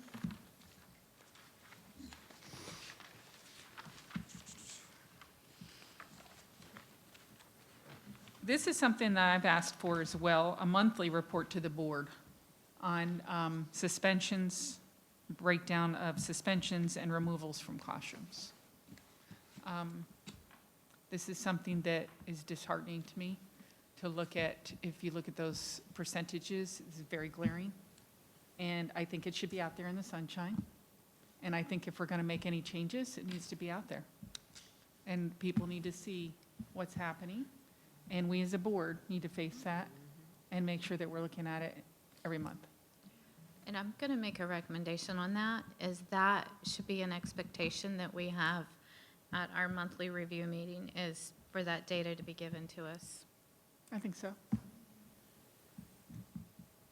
And one thing I'll just add to this, because I mean, this would give some hard data to instances where, you know, you have the number of removals, what is for, whether it's therapeutic release, half days, something like that.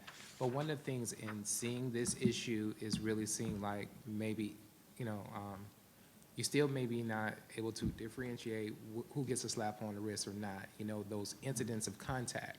Was that incident of contact with a white student versus a black student? Did that end up in the black student going to the office where suspension or something else happened versus a white student and it's like, cool off, Johnny, go back to class?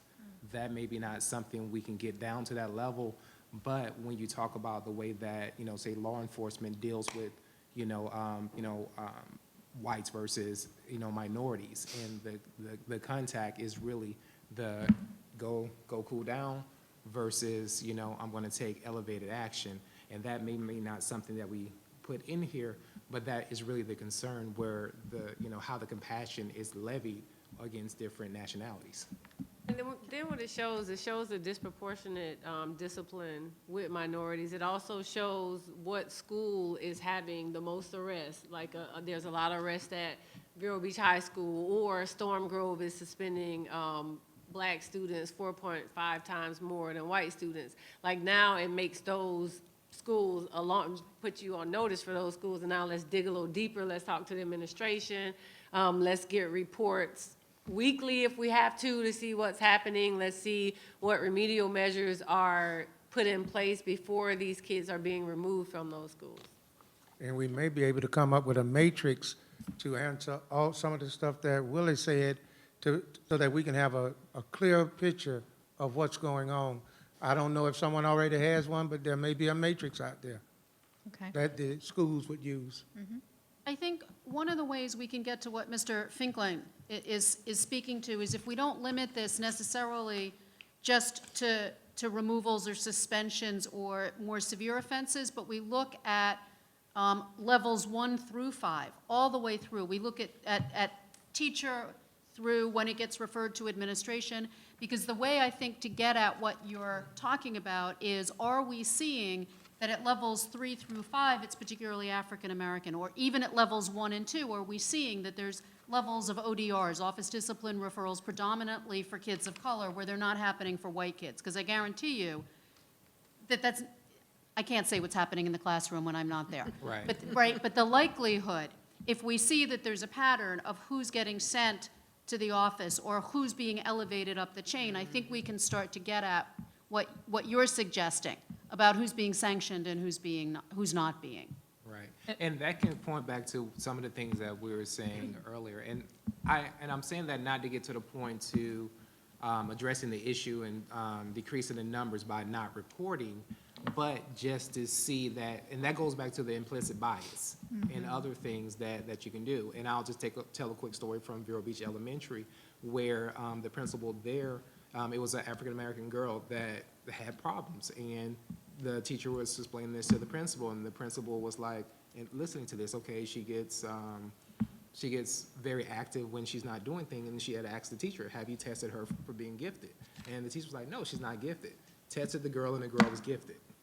So, you know, it's just that implicit bias, you know, that goes to that. So that was just a suggestion in that area when it comes down to it, because you can get the data, but it may prove, you know, that, you know, say that the African-American students, you know, they're just happen to have those issues which may point to mental health or something, or it may point to the fact of, you know, whose perception of how they should be dealt with is the issue. And the more data you have, more relevant data you have, because you can collect data for a lot of things. And I think that gets a little bit out of hand, but for those specific things, I think that that'll help make a more informed decision on what's the root cause so you can address it.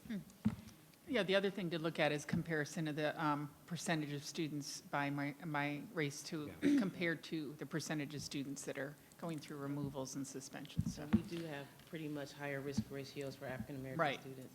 Right. But also, we look at it by incident. It also tells you when you look at why are students being referred, what are the codes that are being used. So we look at the differences between what are black students being referred to the office for, and then going to how that's been processed and what's the consequence, and then what are white students, referred for, and those consequences. So that kind of gives a little more information as well. That pattern also can help point you in the direction of PD. What professional development does that school maybe need to have more? And that's why I said it would be nice to have those monthly reports, because it's glaring when you see that. And we did not receive those reports. We did receive entire discipline by school, but again, that was some of the information that we didn't have the opportunity to dive into, which is very important. But we tussled a while with human resources, so. Was it related to Yeah, this? it's specific to And what then- Mrs. Walker just said, and I just, because I want to make sure everybody heard the nuance in that, because what I hear you saying, what I believe you're speaking to, is there's actually tons of national data, it's in every school district, that what happens is kids of color are sanctioned for more subjective offenses. Is willful defiance, insubordination, teacher disrespect, whereas white kids tend to be sanctioned for more hardcore, fighting, weapons, drugs. I don't mean hardcore, I mean more clearly definable. And so I think what Mrs. Walker is pointing to is that when we dig down to the level of offense, we start to see some of the bias come out in the types of offenses, not just the fact of a referral or a suspension. And that's the level we have to dig down to. You're exactly right, and some of it, even looking at anecdotally, I've looked at referrals where maybe one student who has referrals for hitting and running in the hallway and being disrespectful to the teacher or cursing at a teacher, and another student has similar behavior, and when you look at both of them having 5 referrals for similar behaviors, the white student literally was referred to MTSS, and the black student have been suspended every single time. So it's really important to really drill down into it and that you do begin to see it. And again, maybe not intentional, but it's definitely there. It's also Okay. relationship building. Let's, we gotta, The next point. we have 45 minutes. Let's move on. Okay, thank you. Page 20, almost done.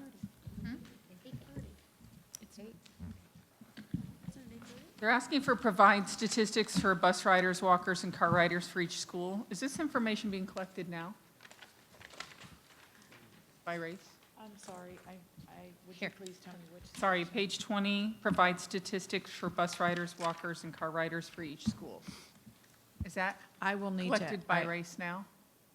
I don't know the answer to that. Yeah, I'm just I curious, are don't we know the doing answer that? to that. Okay. I know that we know who is on each bus Mm-hmm. and each bus route and which bus routes go to each school. Whether it's delineated by, I know it is by grade. I don't know whether it is by race. Right, I didn't know That's that the- either. that Okay. I know that we have, that data, but I don't know whether it's into subgroups. Okay, and then my last question, page 25.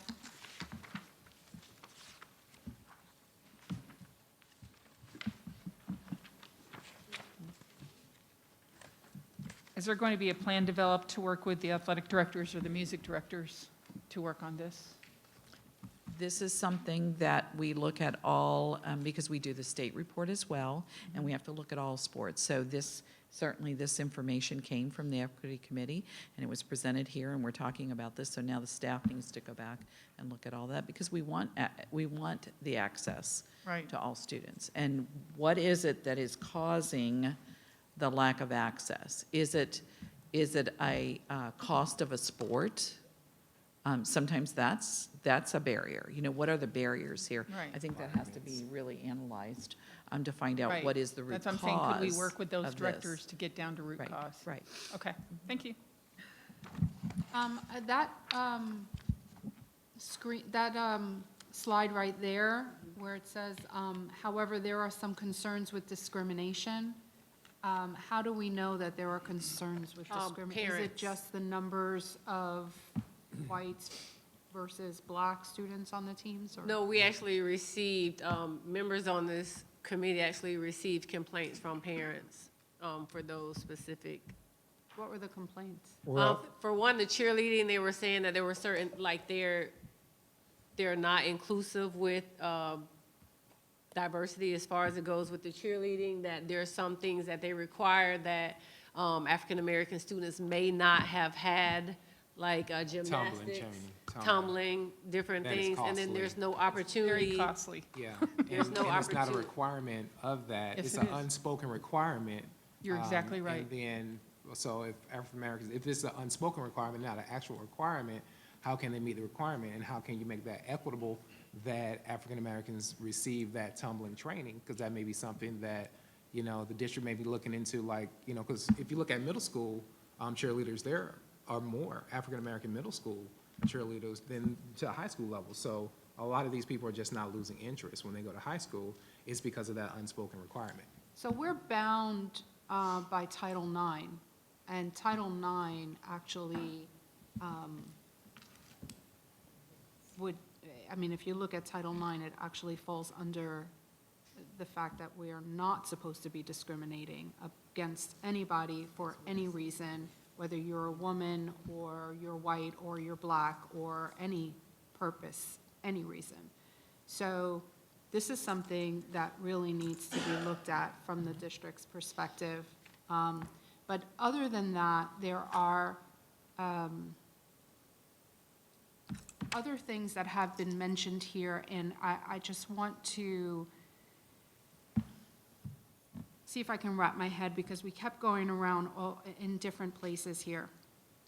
I first want to thank the committee, every one of you, for volunteering to be on this committee. Dr. Warrior, who is on the phone, thank you for initially being on the committee, and then I believe Levon took her place. no. No. Oh, that was you. Okay. Mr. Brown. Okay. And Chris Taylor, who is on the phone. So thank you for participating even on the phone, and thank you for volunteering to be on this committee. It's very important. There were a couple of things that we talked about that were in the process of being done or beginning the process that are not included on the slides. And in our final presentation to the court, I want us to be able to remember to include those. And that is our once-a-month meeting that was just brought forth by Mrs. Zork. In order for us to be able to talk about equity issues and address the desegregation order. And the second one is the Bridge the Gap plan that Dr. Moxley, I believe you're in the works talking, the African American Achievement Plan. So I want to be able to include those items in what we present as something that is either being discussed or in progress. It's beginning, whatever, however we're going to word it, that those are two items that are not included in the slides that we saw. What's the once-a-month meeting you were talking about? We just discussed, we just agreed as a board, the board is going to meet once a month to discuss updates on. Meet with the equity committee. Meet with staff. It was a recommend. We are going to meet with our staff. That was a to receive- recommendation that I think you all have to go and vote on or Oh, no, something. No, we already did. We can discuss that. We can I discuss. didn't know, I didn't know that's No, where not you you. were. Okay. Okay, Board.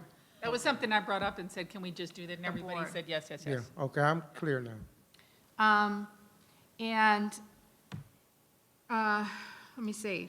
There was a question or a statement earlier about training with regard to cultural competency. I'd like to just, I want to go on the record to say that cultural competency and some of these other sensitive issues with regards to training and African-American, our population of African-American students and other minorities in our school district.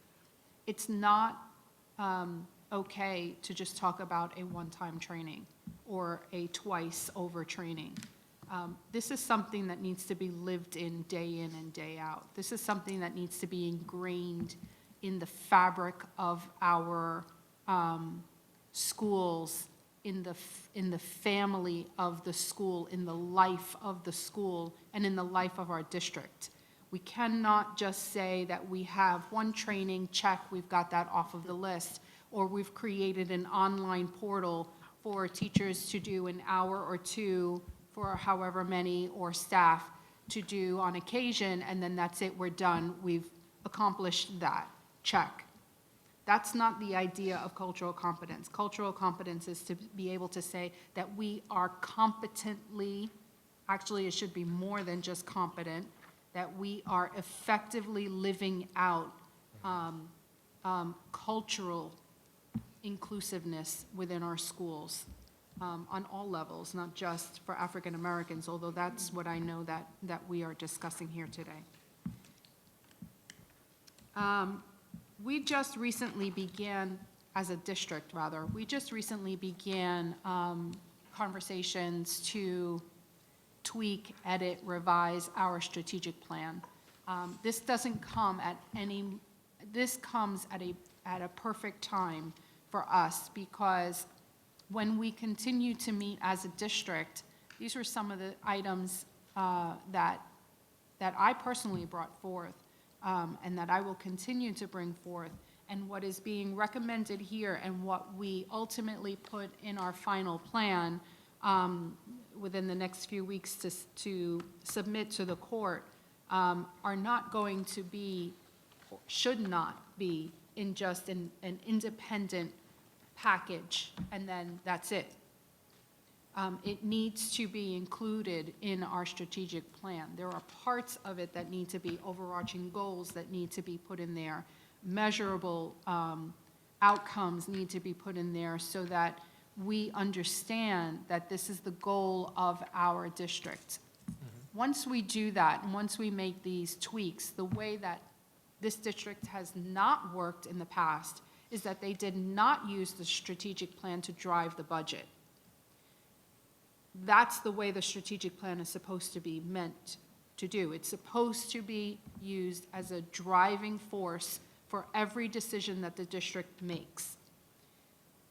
This board understands that the strategic plan needs to be used for that purpose. And moving forward, once we get to now tweak and edit and include some of these items in our strategic plan, not every single thing can be included in the strategic plan, because the strategic plan is not, it's not a narrative. It's more, although there might be some parts that are narrative, but it's, overarching goal, and then meet this A, B, C, overarching goal, A, B, C, and how we're going to measure those goals.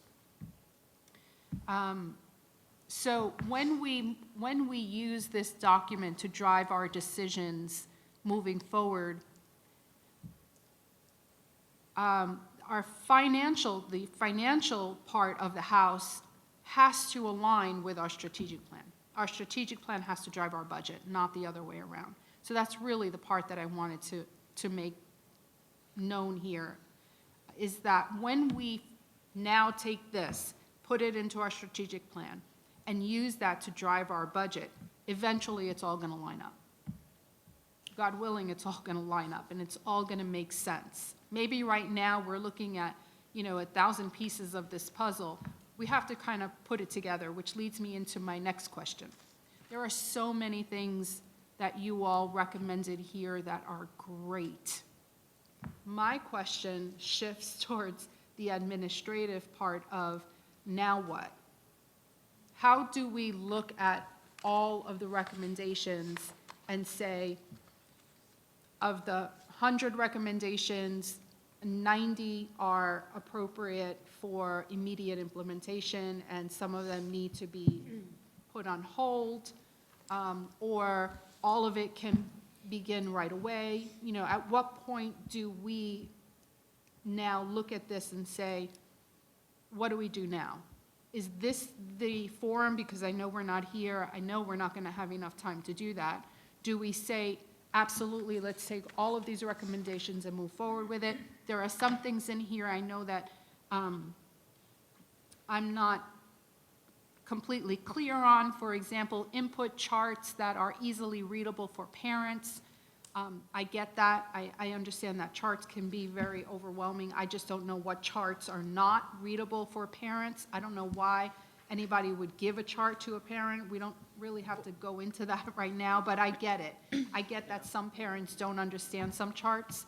And so, you know, Well, we I don't received, want to monopolize the conversation on just the charts. well, but- that was from the data that we received. The chart that we received was not easily readable. If it was a More so parent, they wouldn't know that 3-black meant that this chart here has only black students. In the past, with the African American Achievement Plan, there was a color-coded, like as we stated, it was by race, by grade, by school, color-coded. And that's what we were asking them to refer back to. And we knew that that committee would know what we were talking about because they had done that in the past. I like the color coding. Mrs. And I would say Rosario. two things that talks back to your point. I do agree that this should be infused in the strategic plan. One of the statements that I made in the committee is that when the school district wants a initiative to be at the forefront or superintendent, it is. One of the things that I know that you're diligently trying to remove is the moonshot goal off the school report cards. Because it's all red, it makes it look bad.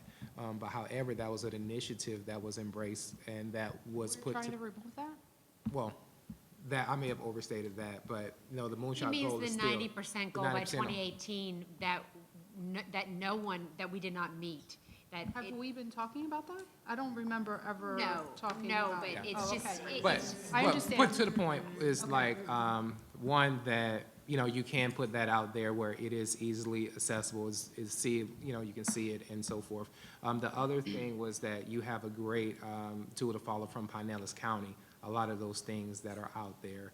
And, you know, putting these things in the strategic plan, meeting about them, I think you will get to the goal. Mrs. Rosario? Yes, just after to your comment, I just have two questions, and that's it. No, and that's fine. Just to your point, I pretty well have the same question about what's next. Here's what my ask was going to be, and to see what the superintendent thought of this.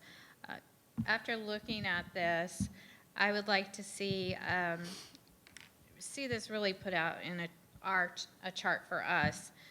Non-monetary requests and recommendations, A, and then we need budgetary recommendations. We need to know what's the budget for each of the items that was requested. So I see it as two parts. So that was something I was going to ask, kind of goes along with what you're saying, but we'll let Dr. Moxley. Typically, the way I work with something like this, and again, I'm here to serve at your pleasure, so we can do it however works for the board. But typically, when I get a document such like this that has recommendations through it, I usually go through and I create a chart. And what it specifically is the recommendation. What action steps need to be taken by staff to accomplish that recommendation. Then if it is non-monetary, then what staff time needs to be, you know, how do you go about that work? There are some reports that need to be structured and structured a little differently. So some of that may be that we have to research focus to see, do we have to write additional code? What do we need to do to make that? So that might be in that non-monetary, and it comes in the form of staff time. And so how do we allocate the staff time given the priorities? Does this go to the top of the list? It may, and that may be a board prioritization. The other part to it gets to the budget. One of the items in here, and it goes back to what Mrs. Barenborg was talking about with the transportation study. We actually need to have a conversation about that because I started doing the homework about that, and there are some very streamlined, simplistic transportation surveys. I don't believe those will get to what you're talking about. I think this is a little bit larger than what we originally had started our conversation. But maybe you want to go this direction and not that direction. Maybe you want to include all of it. And if we do, where's the, you know, what's the expertise? What's the cost of having that expertise? I do believe that does have a monetary thing. So that was for me and staff, our next step is to take the recommendations, all of them, by section, and come up with a chart.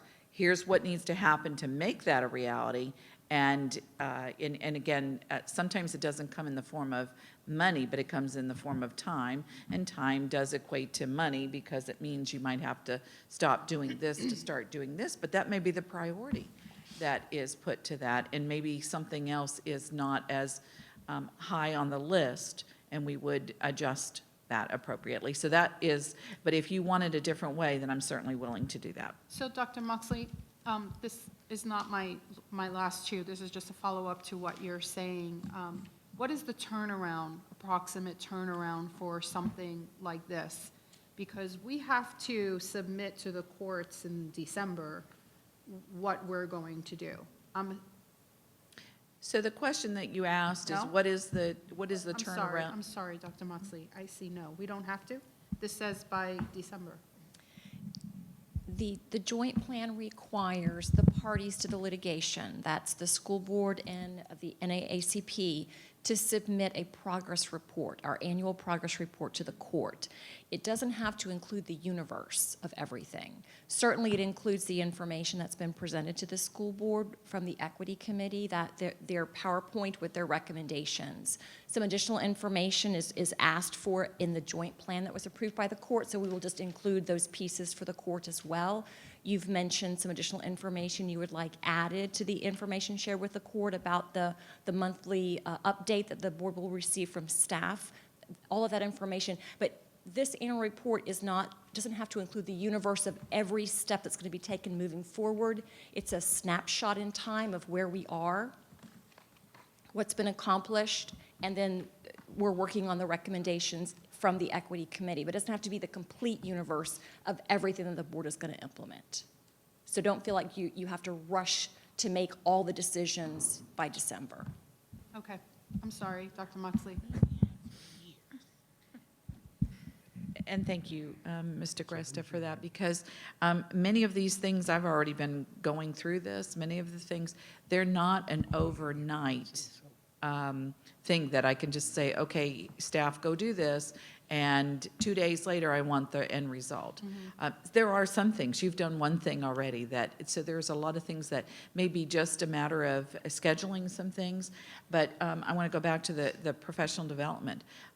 I firmly believe that the professional development that is needed in this plan is very intrinsic, and not just, okay, we're going to go check this off in the box.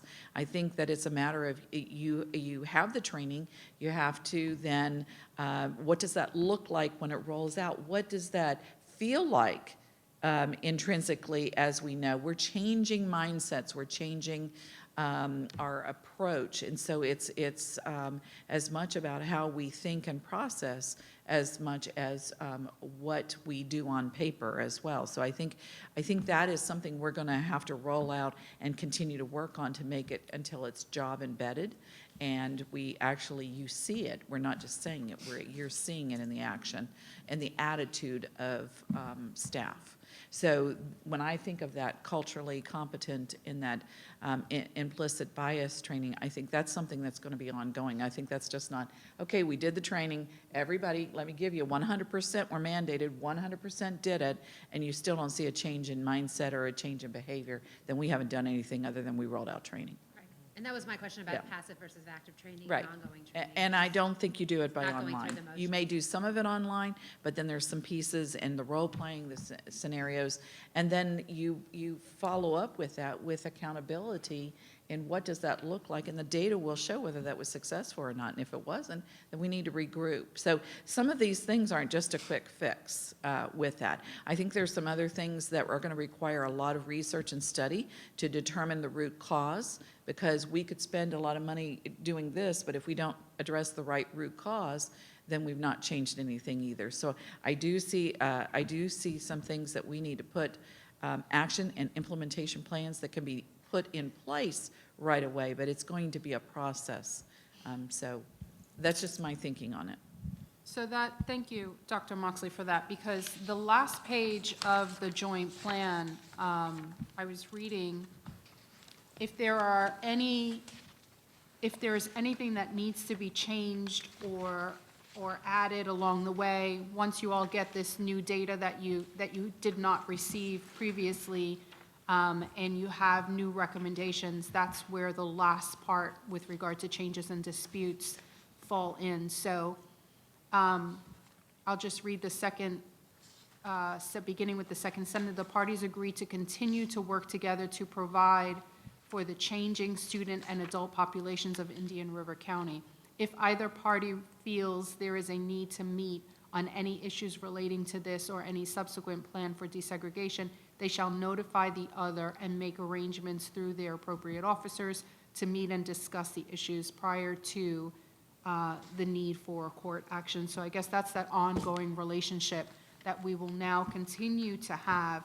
So even if we start with a preliminary plan of, this chart that Dr. Moxley's going to put together with what can get accomplished right away, what we can start right away, what takes time, what needs, budgeting. Once we get that in order, if moving forward there's anything else that the committee wants to bring forth to us, then they can, you all can just do that, I suppose, and then we can take those recommendations and see where it fits. Like, for example, the transportation information, we're waiting for that to happen. We still have to have a conversation with Dr. Moxley. I'm sure that's not going to happen overnight. So once that does happen, then we can move forward with now, once we get all of this information, then what? How can we include that into, closing the achievement gap for African American students, or move forward to now what do we do with this transportation information?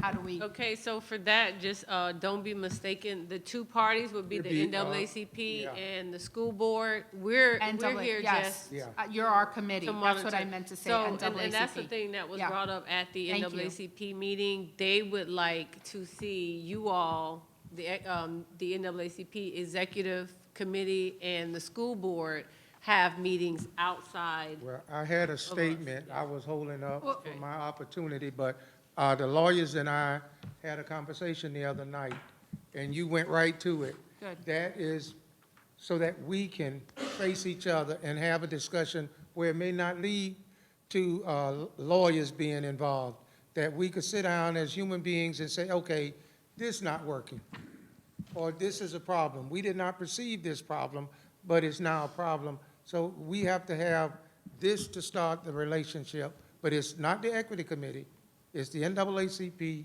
I and the apologize. school Yes, you're absolutely right. Thank you for clarifying the NAACP and the school board. So when does the equity, and this I don't know, does the equity committee reconvene moving forward? Do they choose new members? What- Do they what happens with the equity committee moving forward? Would you like me to? Just for my information. It moves. Mrs. Rosario. I'll just do it, and then Mrs. DeAgresta. This is an ongoing committee. It's a school district committee, but it goes on into the next cycle. We were appointed for a year, or if reappointed, those same people can be there. It's at the discretion of the board to how to define it and move forward, but it is to go a minimum of 3 years. So the board reappoints their two members for the district, and then the NAACP executive committee reappoints their two, and then those members decide on a chairperson to reappoint or. And what is the date coming up, right? It's in November 12th. November 12th. A follow-up, Mrs. Thank you. This- Yeah, to this. I attended this is as good a time of any to bring it up. I attended a crossover mission ambassador program this morning, and I listened to some mentors of students, some people that are working with some of our students, and their feedback about some of the gaps that they see, where we're not providing students, where there are areas where we could provide students with more resources. And it was really valuable information. And I know having a child in school gives me a really interesting perspective about the way our school system works. And so I would like to propose that while I recognize that the NAACP and the board meeting would be a good conversation, I'd like to open it up a little bit and ask if we're going to do something like that, that we ask some of our strategic partners that work with some of our students or even parents, I'd like to open it up a bit, because I recognize that this is between the NAACP and the board, but I also recognize that we are a representative of the district, we're elected, and you are representative of the African American community, but not everyone's a member of the NAACP. I want to bring the entire community, I want to bring, there were concerns that were brought up today specifically about achievement. One of the things I've learned is that obviously we all don't know everything, and listening to the mentors and listening to the parents and hearing their feedback was very valuable. And I think could help us to broaden our perspective. And I'd like to talk about that this years ago, Mr. Brown, I'm sure this is not, I'm setting myself up, that's okay. Years ago, this was between the NAACP and the School Board of Indian River County, but it says changing populations, changing adult populations, children populations, issues. There are all kinds of things that our students struggle with that you have grandchildren in schools, but you don't currently have children in schools. Is that correct, sir? Yeah. Right, and so, my parents know about their kids' education, but they don't about their grandchildren's education, but they're not living it like I am as a parent. So I'm just wondering if going forward, and maybe it's not just, maybe we meet, but then we open it up to more of a town hall type of situation, because as a board member, I just want to hear, from the parents, and I want to hear from the young people in our community that are actively parenting young children, because I think sometimes their voices are not always being represented. I think that's a great idea, that we open it up to like a town hall, but I also think it's important that the board and the NAACP builds a relationship so that we don't end up back in court. That's the whole thing. We went through something that was traumatizing to the community. It played out in the news. So then now there's parents that have like a negative perspective on the district, and we want to change that by both having those town hall meetings as you're suggesting, but also building that relationship. Ms. DeAgresta can chime in whenever she gets ready. Initially, we had this conversation on, we can't change a court order. We can't change the law. They wanted to say that minority meant, in 2017, minority meant Hispanics and all of that. In 1967, minorities meant black students. In 1994, minority meant black students. This entire document is prefaced on color, African Americans.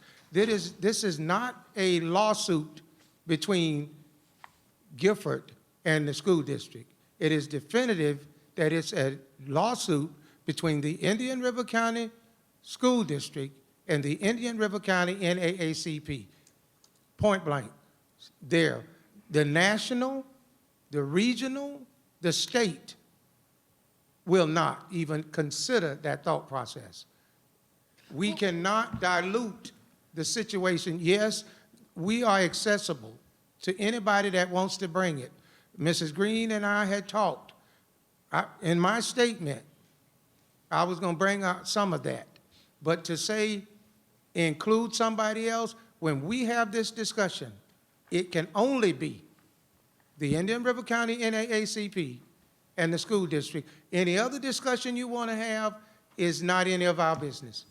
See, and just being a representative for the entire community, I don't like that, because I feel like what she's saying, there's also parents of students who have, there's more stakeholders in this. I feel like the NAACP is actually the representative for the entire African-American population in Indian River County. So they should be included in the discussion as she's saying. I understand that the authority lies with the NAACP. So we're aware that the authority lies with the NAACP, but I don't think that we should be exclusive. I think we should include the community, because for me, the community and those parents who may not be a member of the NAACP, that provides added support for the NAACP because you are representing those families as well. But I say, you can have those meetings. But according to the law, this is a lawsuit. This is not a playground game. This is not, let's have some fun. This is a federal lawsuit. You cannot get 52 years down the road and change it. I don't care how we perceive it. Yes, your statements are correct. Yes, we want input from the community. But this lawsuit is 52 years old. It is defined by two entities in the federal court system. And I'm not going to even attempt to go there because I've been in contact with the national lawyers. You think she's trying to change? It goes back to the part about minorities. Several years ago, Mrs. DeAgresta can say when I'm wrong, it was to define minorities outside of the scope of the DSEG order. It was, minority is Hispanics, is Asian, is this, but under the DSEG order, it is defined as black students, black teachers. And we must continue that. We cannot get in 2018 and say in 1997, it was not relevant. That, 2018 says, well, minorities is all of these. I don't think that's what she's stating. I think she's just saying that, we're having the meetings with the NAACP, we should also invite other organizations that represent black kids too, to be a part of the discussion. I want to, say that, I do agree and see the value that, Ms. Justice is bringing into the picture. But behind closed doors, as far as making decisions and the fulfillment, that is all NAACP, all school board. The community can, but that's what, I'm just want to clear this up and say that. Right. So you cannot bring the community in that function. But as far as bringing the community together to have discussions around it, bring the community together to have, to see what resources you want to leverage, to see what other things can be provided in order to meet, you can do that in and bring input in, but you can't bring those parties into official procedures of basically, those two entities working out. So I think that we're getting a little ruffles on the fact like, just lead a community, because no, the stakeholders should have input. It's just that there is a legal and judgment put in place to say that these are the two named parties. You guys outside of that boardroom can bring in the community, can get their feedback, see what other resources that they have to actually meet the requirements, but you can only bring it in as suggestions from the community, not what we're going to do. But at the end of the day, those two entities have to agree and have to meet, and the school board has to meet those criteria that was put forth. See, I thought that's what she was saying, but. I actually think this is not quite as hard as we're making it. Yeah. I think, we're conflating two different things. One issue is the court order and the unitary status and the DSEG order. That's a conversation that there's, as Mr. Brown is pointing out, two parties, the school board and the NAACP. The school board has the right capacity and authority to say, we are paying attention to this issue. We want to expand the scope by which we're looking and listening to this. It is in concert with, but not a part of this particular order, but we are paying attention and we want to do this. We can do that at any time. We can say this matters to us, and here's one of the ways we want to demonstrate it matters to us. But that's separate from the agreements that we reach with the NAACP inside of the court order. I don't think it's that hard. I think we can do both things. They just have different But I said objectives. initially that you can do that, but not as part of the NAACP. I never went against that. I said you can have any meetings you want to, but when it comes to this, it's NAACP and school district. I think that the meetings that she's having with the community, though, that the NAACP should be a part of that as well. I don't think that it should just be the school board meeting with Crossover and whoever. I think that the NAACP should be a part of that. That's why when you said they can have, I felt like, no, you all should be here too, because understand that you do represent the community, and even if they give their input, you're their representative still. The way so we you work, I can have a representative there. Yeah, That's all. Yeah. The NAACP cannot and will not because we don't lead or we don't follow. Why wouldn't you want to be a part of that conversation? It's basically, it's the deeper rules and than what you're procedures saying, of Ms. the, Justice. of NAACP. I'm not as far asking, as- I'm not saying that we should change the legal One at a structure. time. Yeah. Can we, I feel like we're getting way off topic here. The original comment was. Can we hold on that they 1 second? want us to meet with them to build relationships. And I understand that, and I think we're all in agreement on that. It was just adding in The community. the community, and we can still do that, and we can still have conversation about that. But Mrs. Rosario, how many more, do you have a couple more questions? No, I'm done. You're done? Okay, sorry. This was Ms. Schiff, Dr. Schiff. Dr. Schiff. To clarify, you mentioned, I thought we were going to 8:30. Am I right? Um, I haven't noticed it's Right. 8:30, and I just want to clarify. Well, actually, I checked with Nancy, and our schedule that we have is actually, we had it, let me explain. She had sent it out on our schedule that it was over at 8:30, but she did not notice an end time. So what I would like to do is take a 10-minute break at 8 o'clock so that we could come back, have a restroom break. That's fine, I'm delighted to do that. Because But we can come meet back, once yeah? a year, and we need to get through all this. Every time we meet, it seems like we're so rushed in our meetings, and we don't complete our conversations. And we've set this time, we meet once a year, everyone's here. I'm ready to, I would like to be out of here by a decent time, at least by 9 o'clock, but, go Can I ahead. make a suggestion then, before I start, why don't we take a break now, come back, and then I'll just dig Go in ahead. wherever? Can we do that? No, we have a lot of staff here, in fairness to our staff, we did say it said 8:30, so I just know there might be kids waiting for a bedtime story. I just want to be, I just want to be fair. I don't have a problem saying that we stop and then we have a meeting, another meeting again. No, I just try to we're be not- fair. I'm okay. just trying to be fair to staff and their families, because And I know there are people that have worked all day that haven't eaten. Yeah, some of my people came here directly from work and haven't had dinner, haven't had a chance to breathe, You haven't eaten. so. You haven't seen your baby. And Yeah. I didn't think it would even go 3 hours, you Yeah. know, because, you know, it's So worth it. We're gonna try to get out of here by 9 o'clock, I'm gonna tell you that, okay? Could we maybe do this Some by of mine may be consensus, gone though, before and just 9. see, because that may dictate how we move forward in the conversation. Are people generally good with staying till at least 8:30 or 9? I want to be sensitive to, you're right, people haven't been home, they haven't eaten. Yeah. But I also want to get our business done. I see shaking before- heads no. And they haven't given What- their yeah. input either. Yeah. Yeah, what's left to discuss as far as? Most the of these last thing? people over here came straight from work.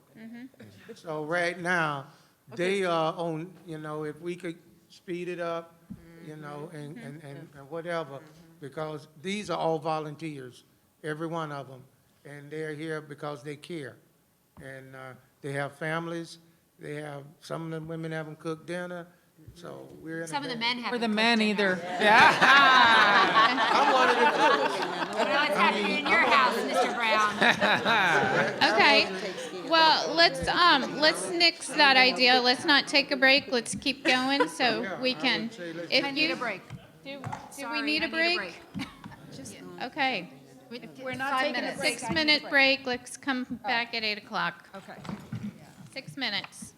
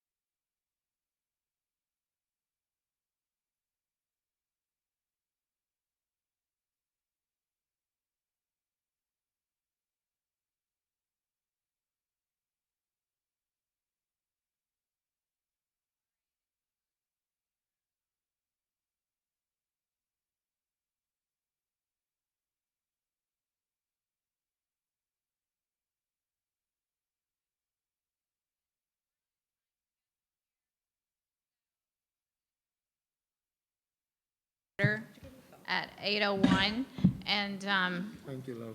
and we were on to board discussion. Then we need to open it back up. Board members, we need to give the NAACP time to speak. So, Dr. Schiff? Yeah, so I'm in an effort to move us along. I'm going to save some of my questions because a lot of what I want to get clear tonight when we're all together is some of the process and how the process will work. And once we know how some of these processes are go, we can dig into some of the details of the data. So although I too made a list and wrote down page by page questions, I'm going to skip some of that in the interests of time. One thing that I do want to surface is on page 12, we talk about the equity department, which is a department of one, and recommendations to expand that. One of the things that moving forward I want us to get clear about is what that looks like. That if there is a department, what does it look like? What is the directorship of that looks like? What are people's roles and responsibilities in that? Where does that, like, how do we do that? And how do we do that in a way that gets the work done? We don't really have time to talk about all of that now, but I think it's really important when we talk about expanding a department that way. Dr. Moxley is working on Yeah, that. I know she is. I just want to make sure that some of the conversations we have in private are also come out in public spaces. And Dr. Schiff, we had the educational summit a couple of weeks ago with the NAACP, Broward County, Dr. Runcie. They have an awesome setup. Pinellas County, you have some stuff out there. That Dr. Runcie sent that group to the NAACP Educational Summit with 10 hours, and they rocked the house because they worked as a team, and it was in the totality of all kids. So it's out there how it would look, and they have a department. They Yeah, really no, do. I don't disagree with that. I know a lot of, I know Hillsborough has it, and Pinellas has it, and a lot of counties do have something, and it is to our detriment that we don't have something like that. If we're going to set it up, we need to set it up with some clear parameters, too. What does it look like? What are, who's doing what and to what end? How are we measuring it? All of those things. And I want to make sure that we're clear about that as we move forward. But it's not something we have to get nailed down here. It's just in some of the questions I want to just make sure get brought up, even if we can't go to the specifics of them right now.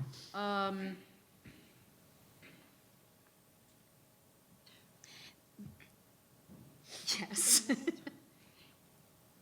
In light of what you are just mentioning right now about who does what, is it appropriate to ask Dr. Moxley when she provides the chart, the so-called chart, who is overseeing the implementation of XYZ?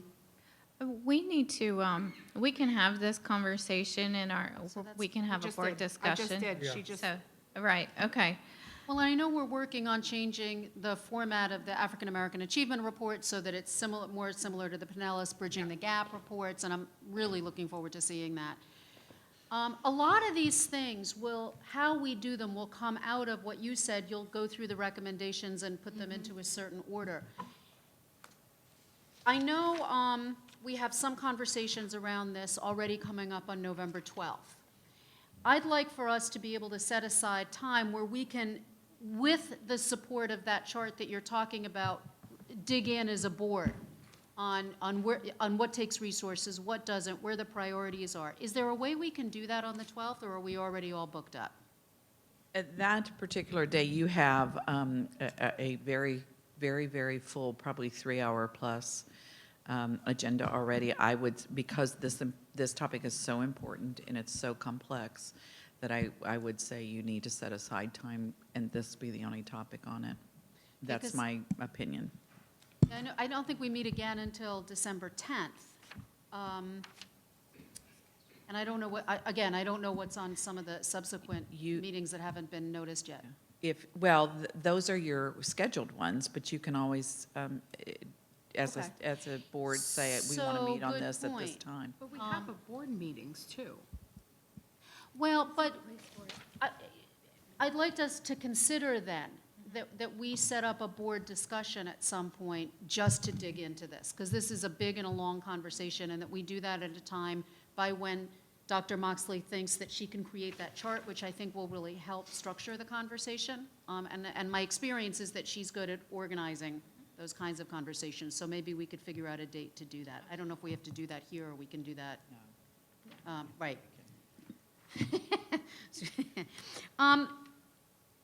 Another processual thing is the report that goes to the court. Can somebody clarify for me exactly how that process will work? Are you talking about the annual report, the Yes. December report? Yes. Okay. I'm happy to if you would like for me to speak to it.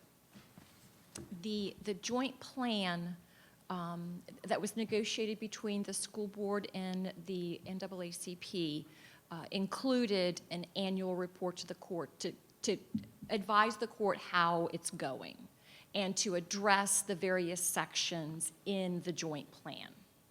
So in the past, what lawyers do when you have to report something to the court is the lawyers get together and say, here's kind of the framework that we were thinking that needed to be submitted. The lawyers talk, and we come up with who's going to do the first draft. Somebody does a first draft. You pass it back and forth until it contains everything everyone's looking for. And at some point prior to that deadline, it's then submitted as far as, here is information, Judge, from the past year that we are submitting into the court. So as a board member, where this is being submitted On your basically behalf. under my authority or the board corporate authority, I would like to see that report and be able to either have input into it before it goes to the court, or at least know what's going, which I think is not a process that's happened in the past. And I'd like us to be able to figure out how that could work, because I'd really like to see it before it goes to the court. And I'd like the opportunity in some way to engage with that. This is all part of that next board discussion that we have. We'll add it, she's at No, it's request? not. It's not. That's not what I was going to say. Okay. What I was going to say is that what I'm reading here in the plan does not say that the lawyers get together and discuss it. What So I'm reading let's- here in the plan, it says that the school board determines who creates the report. Yes, it does. The school board We're may not having this delegate. discussion right now, we're moving on because we But don't that have is that the much. question that Dr. Schiff just had, and Okay. it's deserving of an answer, because when we leave here, we need to explain know who is submitting it. So if I may, on page 2 of the plan, it says the school board may delegate to the equity committee the responsibility for preparing and submitting to the court by the second Monday in December of each year a report regarding the status of the school district's progress in achieving full unitary status. Alternatively, the school board may elect to retain the responsibility for preparing a report in collaboration with the NAACP for submission to the court. So it's either we delegate the equity committee, or we delegate that we with the NAACP. I don't recall ever having the discussion about which one of those options we've chosen. Ms. Rosario, that was one Correct. of my correct questions that I was waiting to, because prior to it going to the court, these eyes would like to see it. And so I was conflicting on that process as well, and I appreciate both of you ladies bringing it up. It was going to be part of my thing, that the NAACP would like to see it before it goes to the court, Right, and or I be a think- part of it. Yeah, I think there needs to be a structure where we work together and both agree on the Yes. report that we are jointly submitting to the court that represents how we are working together and moving forward, and what has or hasn't been done in the past. And in the past, it has been the attorneys that did everything, and that's why when I spoke to you all last, I said that I spoke to you all, I said that there was a status report submitted on your behalf that was incomplete. It did not state the progress toward the goals. And I feel that if you all are a part of the process, then you will be more thorough than what has been in the past, and that's very why I asked important. earlier, how long is the turnaround for this chart that Dr. Moxley would be able to put together, even if it's in part, so that we can take a look at that and include that in this proposal for a plan to move forward. I'm okay with the alternative part. I mean, the school board has to decide. Either we give it over to the equity committee, Or alternatively, the school board may elect to retain the responsibility. We hold the responsibility of submitting the report through Mrs. Diagresta in collaboration with the NAACP. If we are now going to decide that, we need to choose one or the other, A or B. If we're choosing B, which is the alternative, then I'm fine with that, but at that point, I agree. I'd like to take a look at it as well. Before being submitted. Before being submitted, sure, it's our report. But that can be discussed in our But workshop. It's It due can, coming but up. but there's a time frame on that. I on this understand one. that, So- but that can be discussed when we have our next meeting on a time frame of how we can get that back and put our As input long as we in have it on the schedule and we have a structure for discussing it and then making a decision at that meeting. What next meeting? On the 12th. That we're, We have a no, movement that to approve the recommendations. we're gonna set up another meeting to discuss this as a board, So not the to 12th? finalize the details. Or you mean one before the 12th? That's at the will of the board. We'll have to set it up. Isn't it, Are you on the suggesting 12th, that, we though? vote whether to accept the recommendations or not, correct? That's what we do on the 12th. You have to give me direction on what you would like to do with this. You are discussing it tonight, and I know that you're going to hear from the NAACP this evening. And then I will take direction of what you would like to do on how you'd like to approach discussing this further. I am prepared to prepare the chart. That's how I would organize my work. It seemed that seemed to be conducive to your way of work. There is a lot of information in here. There is a lot of work to be done, and I need to codify that. I need to quantify that. I need to put costs associated, because there's some light items that were recommended in here, and how you want to, putting your equity department together, however you want to do that, all those kinds of things, and I can get that ready to go. But I think when you want to discuss that, I don't think it's a 15-minute discussion on an agenda that already has 4 or 5 items. That's right. And I don't think we have come to a date yet. But I do think we, as a board, we can set meetings. We do that all the time. If you need to do that tonight, that's fine. If you don't want to use your time to do that logistical detail, I think we can get to that a different way with a time. So that's just setting a date that we can get. So I understand that we don't have to include everything under the sun in this. I get that. But we still need to provide something. We still need to provide a report on our status, whatever our status is, and how we're going to move forward to comply. Mrs. Rosario, how come we can't have this discussion when we have our next meeting as a board? We absolutely can. So I'm not we- saying that we can. I agree with you We need, 100%. Mrs. Justice hasn't had a time to speak. I'm just following up with Okay. what Dr. Schiff said, because it is indeed very important before we leave here so that we understand what to expect. And moving forward, if both parties want to be able to see what's being submitted and we have a deadline, What they agree to is what they agree to. What we agree to is what we agree to. I really feel like we've gotten off track here. I think we're on track, So- but I understand. My purpose in bringing this up is I want to make sure that it gets on the agenda and that we talk about it, and it doesn't get submitted in a way that we don't have collective eyes on before that happens. If what we're going to do is set up a meeting to have that conversation and to go through the recommendations, fabulous. I just want to make sure that while we're together in this setting, that issue is addressed. We can address it in greater detail later on. That's fine.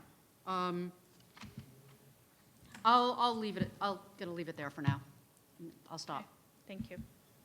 I'm going to make it really short because we haven't heard from a lot of people tonight, and I do want to get feedback. You know, when Willie talked a little bit about making Dodgertown a school of choice for every child, that's really a fundamental for me, in that, you know, when we look at charter and we look at magnet, or, you know, those types of things, the idea and theory of school choice is wonderful. But when school choice, when there are barriers to every family having the same access, that's the problem. And I look at Title I funding sometimes like that, because the money should really follow the child. That's what they say about school choice. Money should follow the child. So it doesn't matter where your child goes to school. If they need additional support, they should receive it.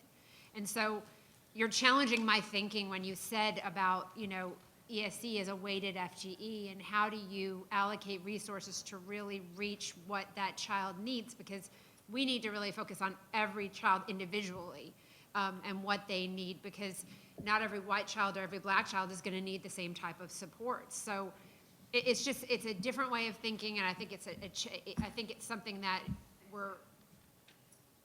it's something that we need to do here, but that really, when we look at funding from a state level, we really need to advocate, because we're in a position to be able to do so, for that type of, and LaVon's shaking her head because she's been in this game for a while. We really need to advocate for the money to follow the child in a very real way, not just in this, not just in the way that's happening right now, where we're seeing some public money being funneled out of the public school system, which is concerning to me.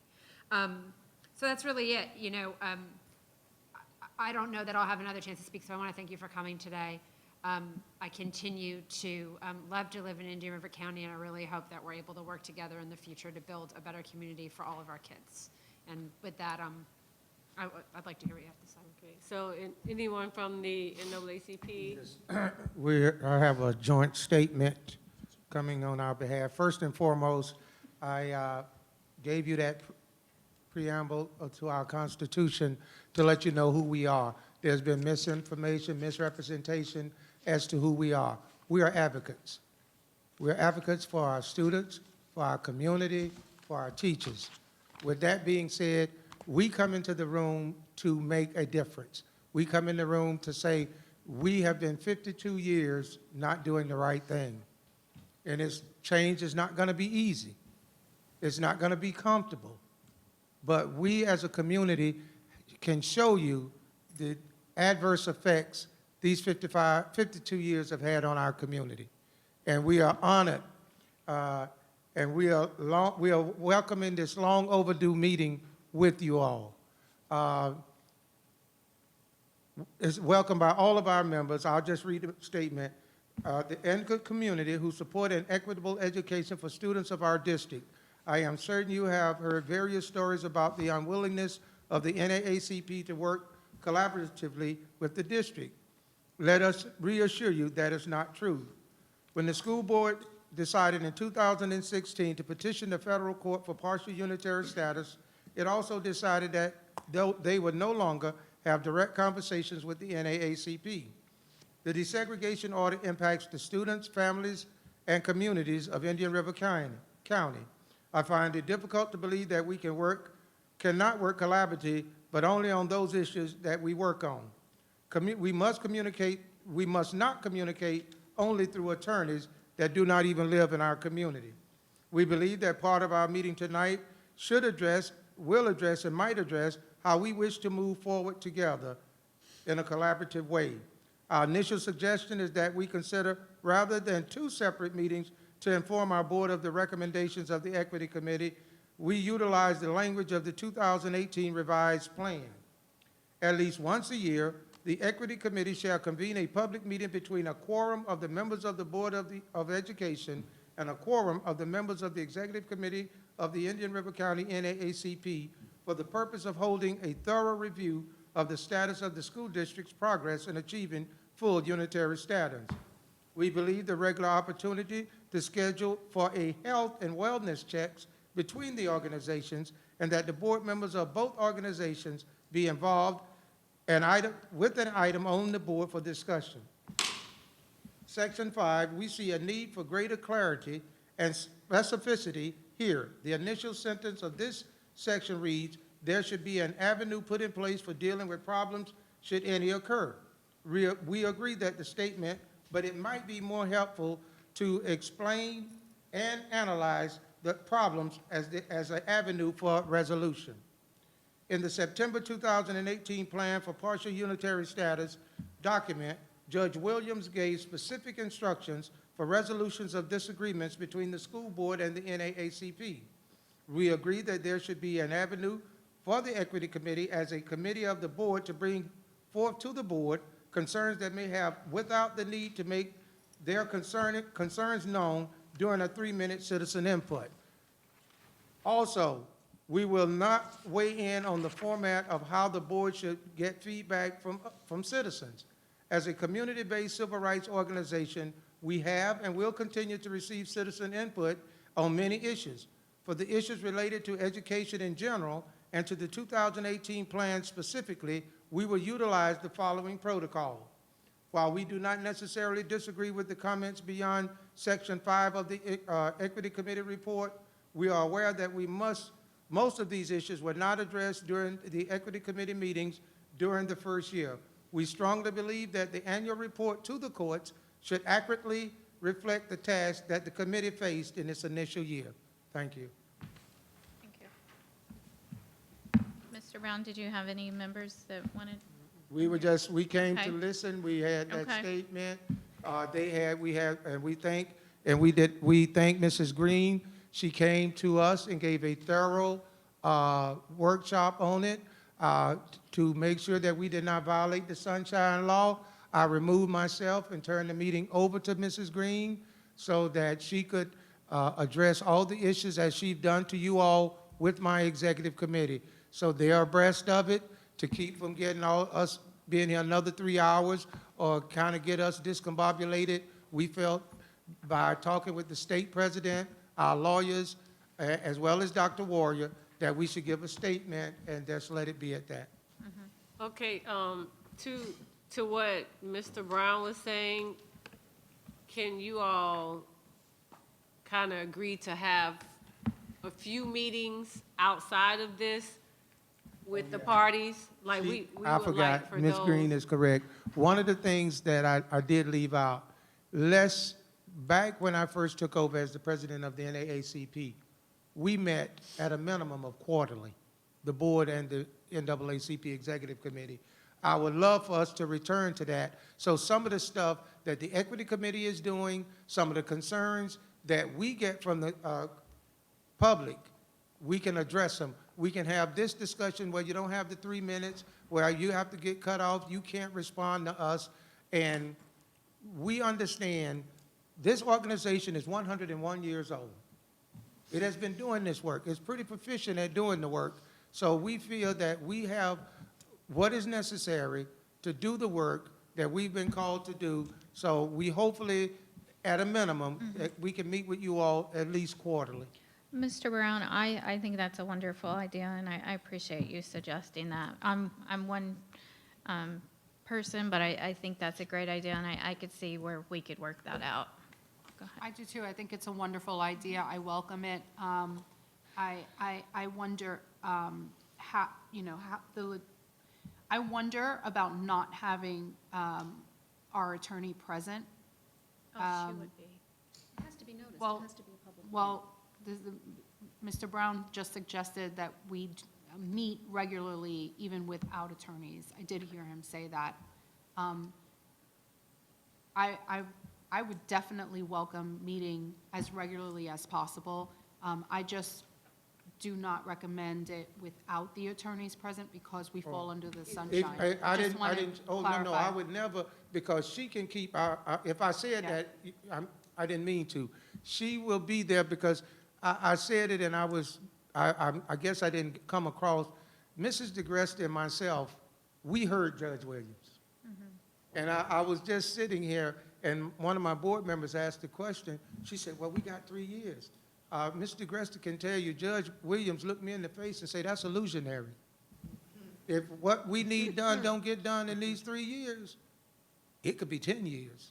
And when he said without the No, I attorneys, he understand. wasn't meaning you can't have your counsel there. What he's saying is they don't speak for you. There's actually open communication. Open dialogue. Right. That's exactly what Yeah. I definitely. But to keep us in line, I would welcome Ms. DeGresta being in the room because when we get in those bad spaces, she can, even though we have Robert's Rules of Order and some other stuff, she can, kind of help us. No, I in the understand. She does it to us She- all the time, so, yeah. So, I don't think Ms. DeGresta speaks for any of us. And at then any of these the other meetings. She allows us to speak our own mind.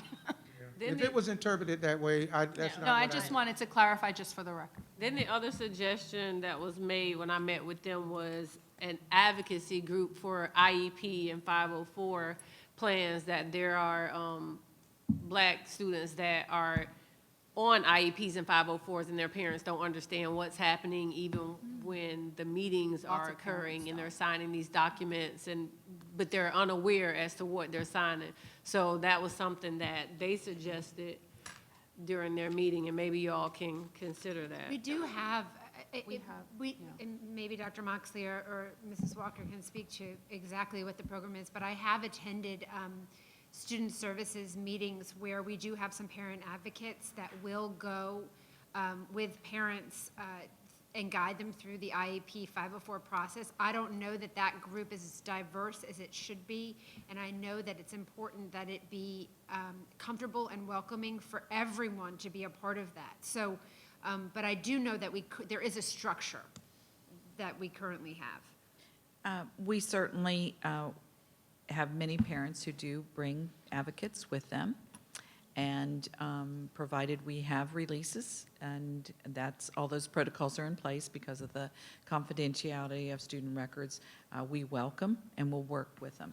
I do believe that there are many parents that probably don't know that there are advocates that they can bring, or may not have access to advocates. I suspect that's what you're talking about. Oh, yeah. Is that, that there would be an advocacy group, and I didn't hear this recommendation, but I suspect that's what you're referring to, is that there are many people that do. The process is there to include them. I think it's the accessibility for many parents to have someone there to be an advocate, to sit and help explain things, and I We do think. have several volunteers, though, I just want to say that. We do have several volunteers, parents within the district whose students are on 504 IEPs that, I mean, Mrs. Walker we do have some parents that do volunteer to be there for other parents. I think that the program could probably be expanded, but I do know that is something that has existed. And also the process could be simplified so that parents don't need an advocate. It's complicated for even someone who's well-seasoned and like, you know, I mean, I know a lot of the lingo. I went to my son's meeting, and it's complicated. Just the Well, acronyms I've alone. been to several. I'm supposed to go to one tomorrow. And Dr. Moxley was saying something. There may be something you know about, but our parents don't know about it. Right. The other thing is, you basically have to have a master's degree to decipher the conversations. And you have to have a trust relationship with whomever your advocate is. So there's some stuff out there, and just to give you an idea, Ms. Justice, I have a parent that broke down in tears where she sat in an IP meeting and let them tell her that her grandson, in order for his IEP to be achieved, he should be in alternative ed. I didn't make this up. So the process is flawed, and I'm, like I say, tomorrow I'm supposed to be at Sebastian River High School with a parent doing an IEP, because they are going in there blind, and the last one I told Dr. Parendozzi, I said, it's too many people in this room. This lady is intimidated. Right, that does happen. The minute she walked in the room, and you got 12 educators sitting in there facing her, the fight is over. Because she's not skilled, so she's not going to allow you to think she don't know that she don't know. She's going to pretend. That's a defensive mode. That I'm in here with all of you people talking down to me. I cannot let you know that in the last IEP, I had to go in the room and say, please, stop using acronyms and stop with these proficiency levels. You losing this parent. But this was a norm.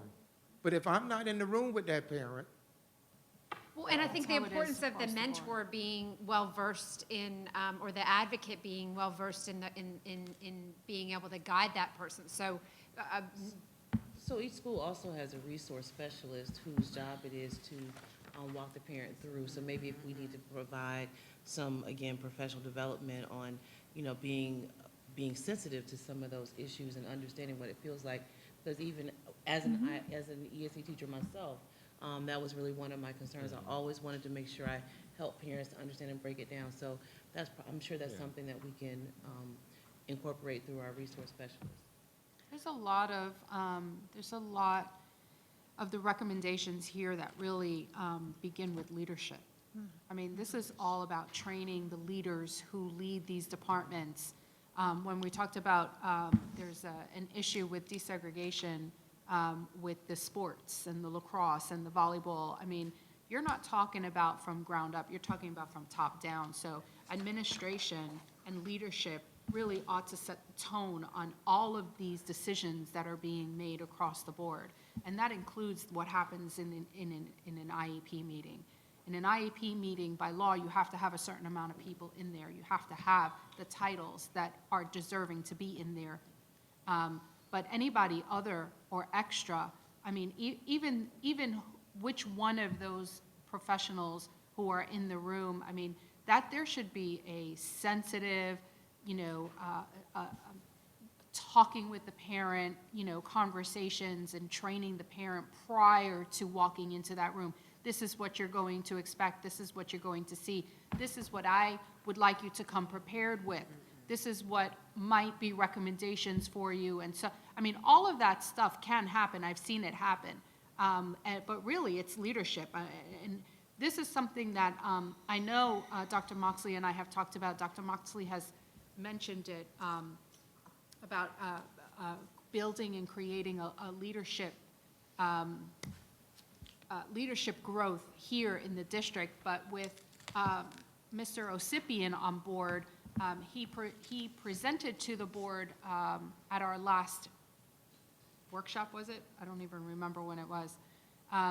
A tentative plan moving forward with human resources and what training and certifications are included in that, and what their plans would be. But I see a lot of this stuff falling under leadership in that sense, and how are we going to empower our leaders to set the example at the school level in all of these different capacities, so that it can trickle down into the class. I have not heard one thing with regard to classroom.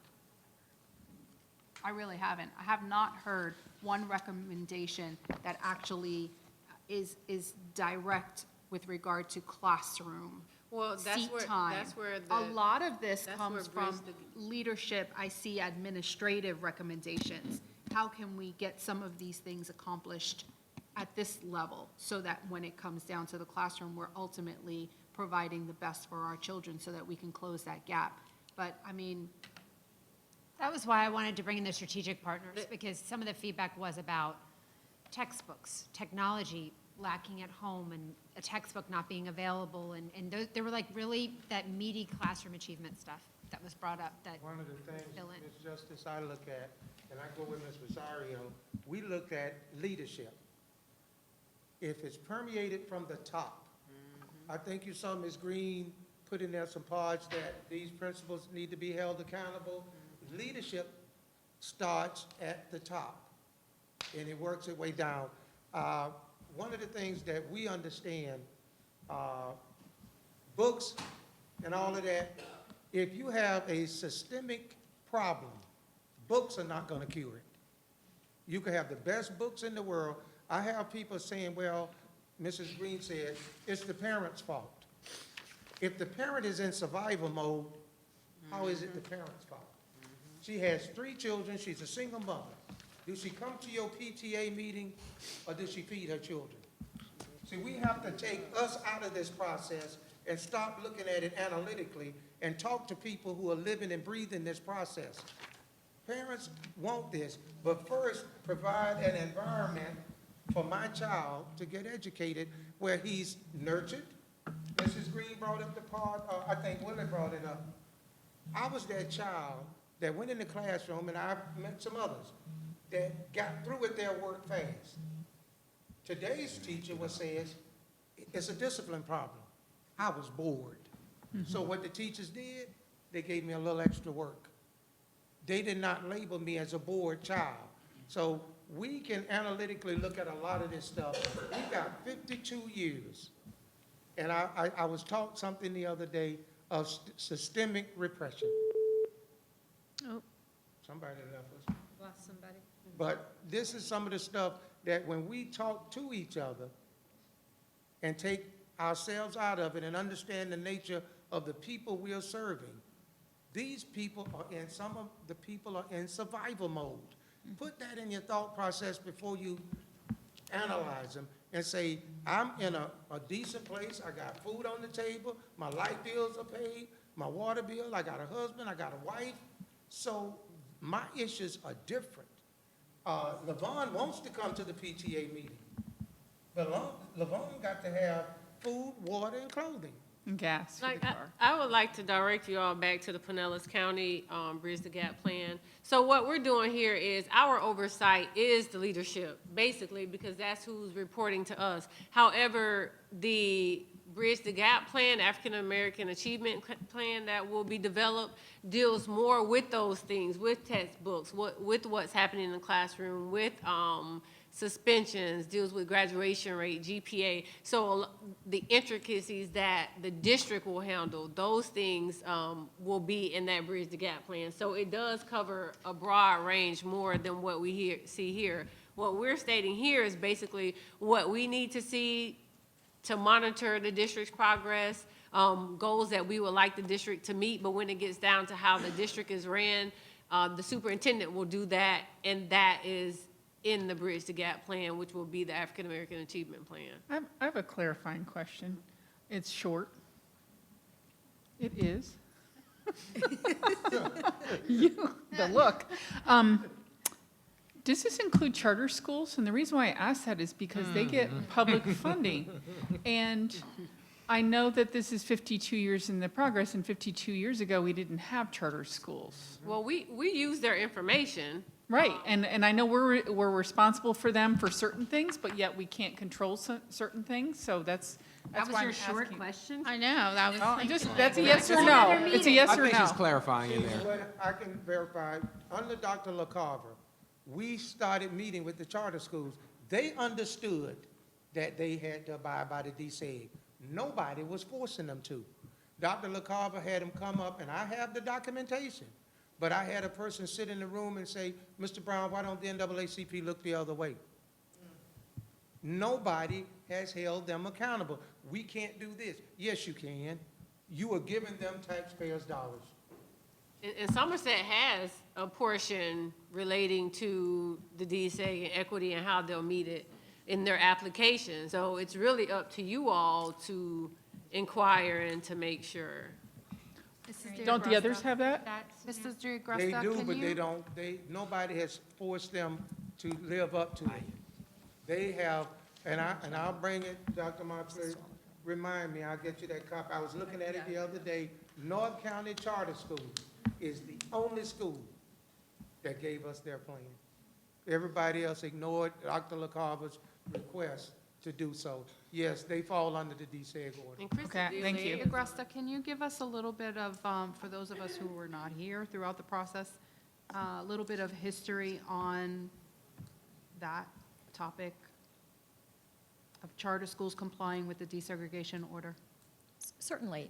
The guidance given by the U.S. Department of Education, the federal Department of Education, clearly states that schools of choice, charter schools here in Florida, are also governed by a desegregation order that happens to govern a school district or a school board. So from the federal government perspective, yes, the answer is yes. When we look to the Florida Department of Education, we don't always receive the support that we would like to see from the state with regard to that sort of enforcement. But what the folks that work with charter schools here in Indian River, and Mr. Taylor, Chris Taylor, works with the charter schools. What he has done, and this started several years ago, is he implemented a reporting requirement or an information sharing with the charter schools. Each of the charter schools had to come up with its plan for meeting the requirements of the desegregation order and the joint plan. and then provide feedback as far as whether they met it, what their barriers were, how they're going to do different in the next year to do better, that sort of information. So I know Mr. Taylor gathered that information. I know it started with Bruce Green. When he was here, he started gathering some of that information. I know Mr. Taylor, I don't know if he's still on the phone or not, did it again. He gathered more information from the charter schools. Some of the charter contracts that had been more recently renewed or extended include specific information with regard to the desegregation order and unitary status. The Somerset charter that was recently approved within the last year or so has specific information, but that charter school is not opened yet. So we don't really have anything to monitor with that particular charter school, but some of the more recent renewals of charters have included specific requirements and a reporting, so that annually, I don't remember the reporting, it's annually or twice a year, I don't remember, to have a touch base with the district to see how they're doing. But collecting information doesn't mean that anything was done with it, right? So what happens to the charter school that does not provide a plan or any information? Or implement the plan. Or implement, yeah, what happens at that point? I mean, For that level of detail, I would suggest that you speak with the staff person who's gathering it. I don't know what happens. I'm after asking that. legally. From a legal perspective, the board could certainly move forward to terminate the charter because of lack of compliance with federal law. Okay. Okay. So in lieu of time, it's 8:42. What I would like to do at this point is have Ms. Green kind of wrap up any final thoughts that you have. And then I do have just a quick closing. Okay, so we presented our recommendations to you all. We asked that, we would hope that you would approve everything. We'll be watching in hopes that you do. We also would like for you all to approve the meeting with the NAACP, because we would like to see more dialogue between the two parties. In your discussions, we asked that you decide, would you like the equity committee to be present during those times? It's not really necessary for us to be there. It just depends on if you all would like that. And I'd just like to thank my fellow committee members. You all have been wonderful. We've had great discussions. And also thank the board for being so supportive. We appreciate that. And maybe I should hold my thanks so y'all approve our recommendation. But I'm excited. This is a good day for Indian River County. Once these recommendations are approved, we see us going in a different direction. It'll be great for the community to see the discussion happening, and then hopefully I'll stop getting harassed in the grocery store and different places about their concerns, because they see you moving forward. So thank you all. No. In closing, if this is a good time, go ahead, Mr. Taylor. I wish I had a bell like Mrs. Barrenborn. All you had to do is just. I need to borrow that next time. So I will say, yes, charter schools, we do request information from them from every spring, and I can provide that documentation to board members if there's a need. I just want to say that, to the equity committee, that even though we didn't agree on everything, that I did enjoy working with each and every one of you. It was a great honor to do this work. I also want to thank Marshawn Green for stepping up and being our chair. I know this is a voluntary position, but, she definitely did a lot of work. Also to Dr. Warrior and Rich Omori. And lastly, Brenda Davis. Brenda Davis has been at every meeting for us. She's taken all the... she's done all the minutes, she's done all the documentation and put everything together, so she's definitely done a lot of great work. So I definitely want to thank her for her help. I want to thank you too, Brenda, for taking harassment, because it's happened often. Yeah. We appreciate you, we do, and for last minute deeds that you did for us. If I could, Dr. Warrior, we can never express enough gratitude. The executive committee, we decided and we voted that Dr. Warrior is Education Chair Emeritus. She will always be enshrined as a part of the Indian River County NAACP for all the work. Because many of you don't know, 3 o'clock in the morning, my wife can tell you, it's not often a wife go to sleep while her husband is talking to another woman on the phone. But, my wife allowed Dr. Warrior and I to do this work all time of night, 2 o'clock in the morning, texting back and forth, trying to make a difference in this process. So I would like to extend all acclamations to Dr. Jacqueline Warrior. Yay. Yeah, I agree. Dr. Warrior, are you still on the line? That might I have don't been think her so. that hung up before. Okay. Well, I just want to say thank you to the Equity Committee. I know you put in a lot of hours, and if moments it was frustrating. And I think over the last few months, I'm going to predict that it's kind of smoothed out and things were moving along quicker than they were the first part of the year. And I just want to say thank you to Dr. Moxley for stepping in and helping grab a hold of this and just get you the information that you need. I think in our next superintendent, this is definitely a quality that we're going to make sure that they understand, because we can make recommendations and we can put in all these requests, but if we don't have the right leader sitting right here, it's all moot, right?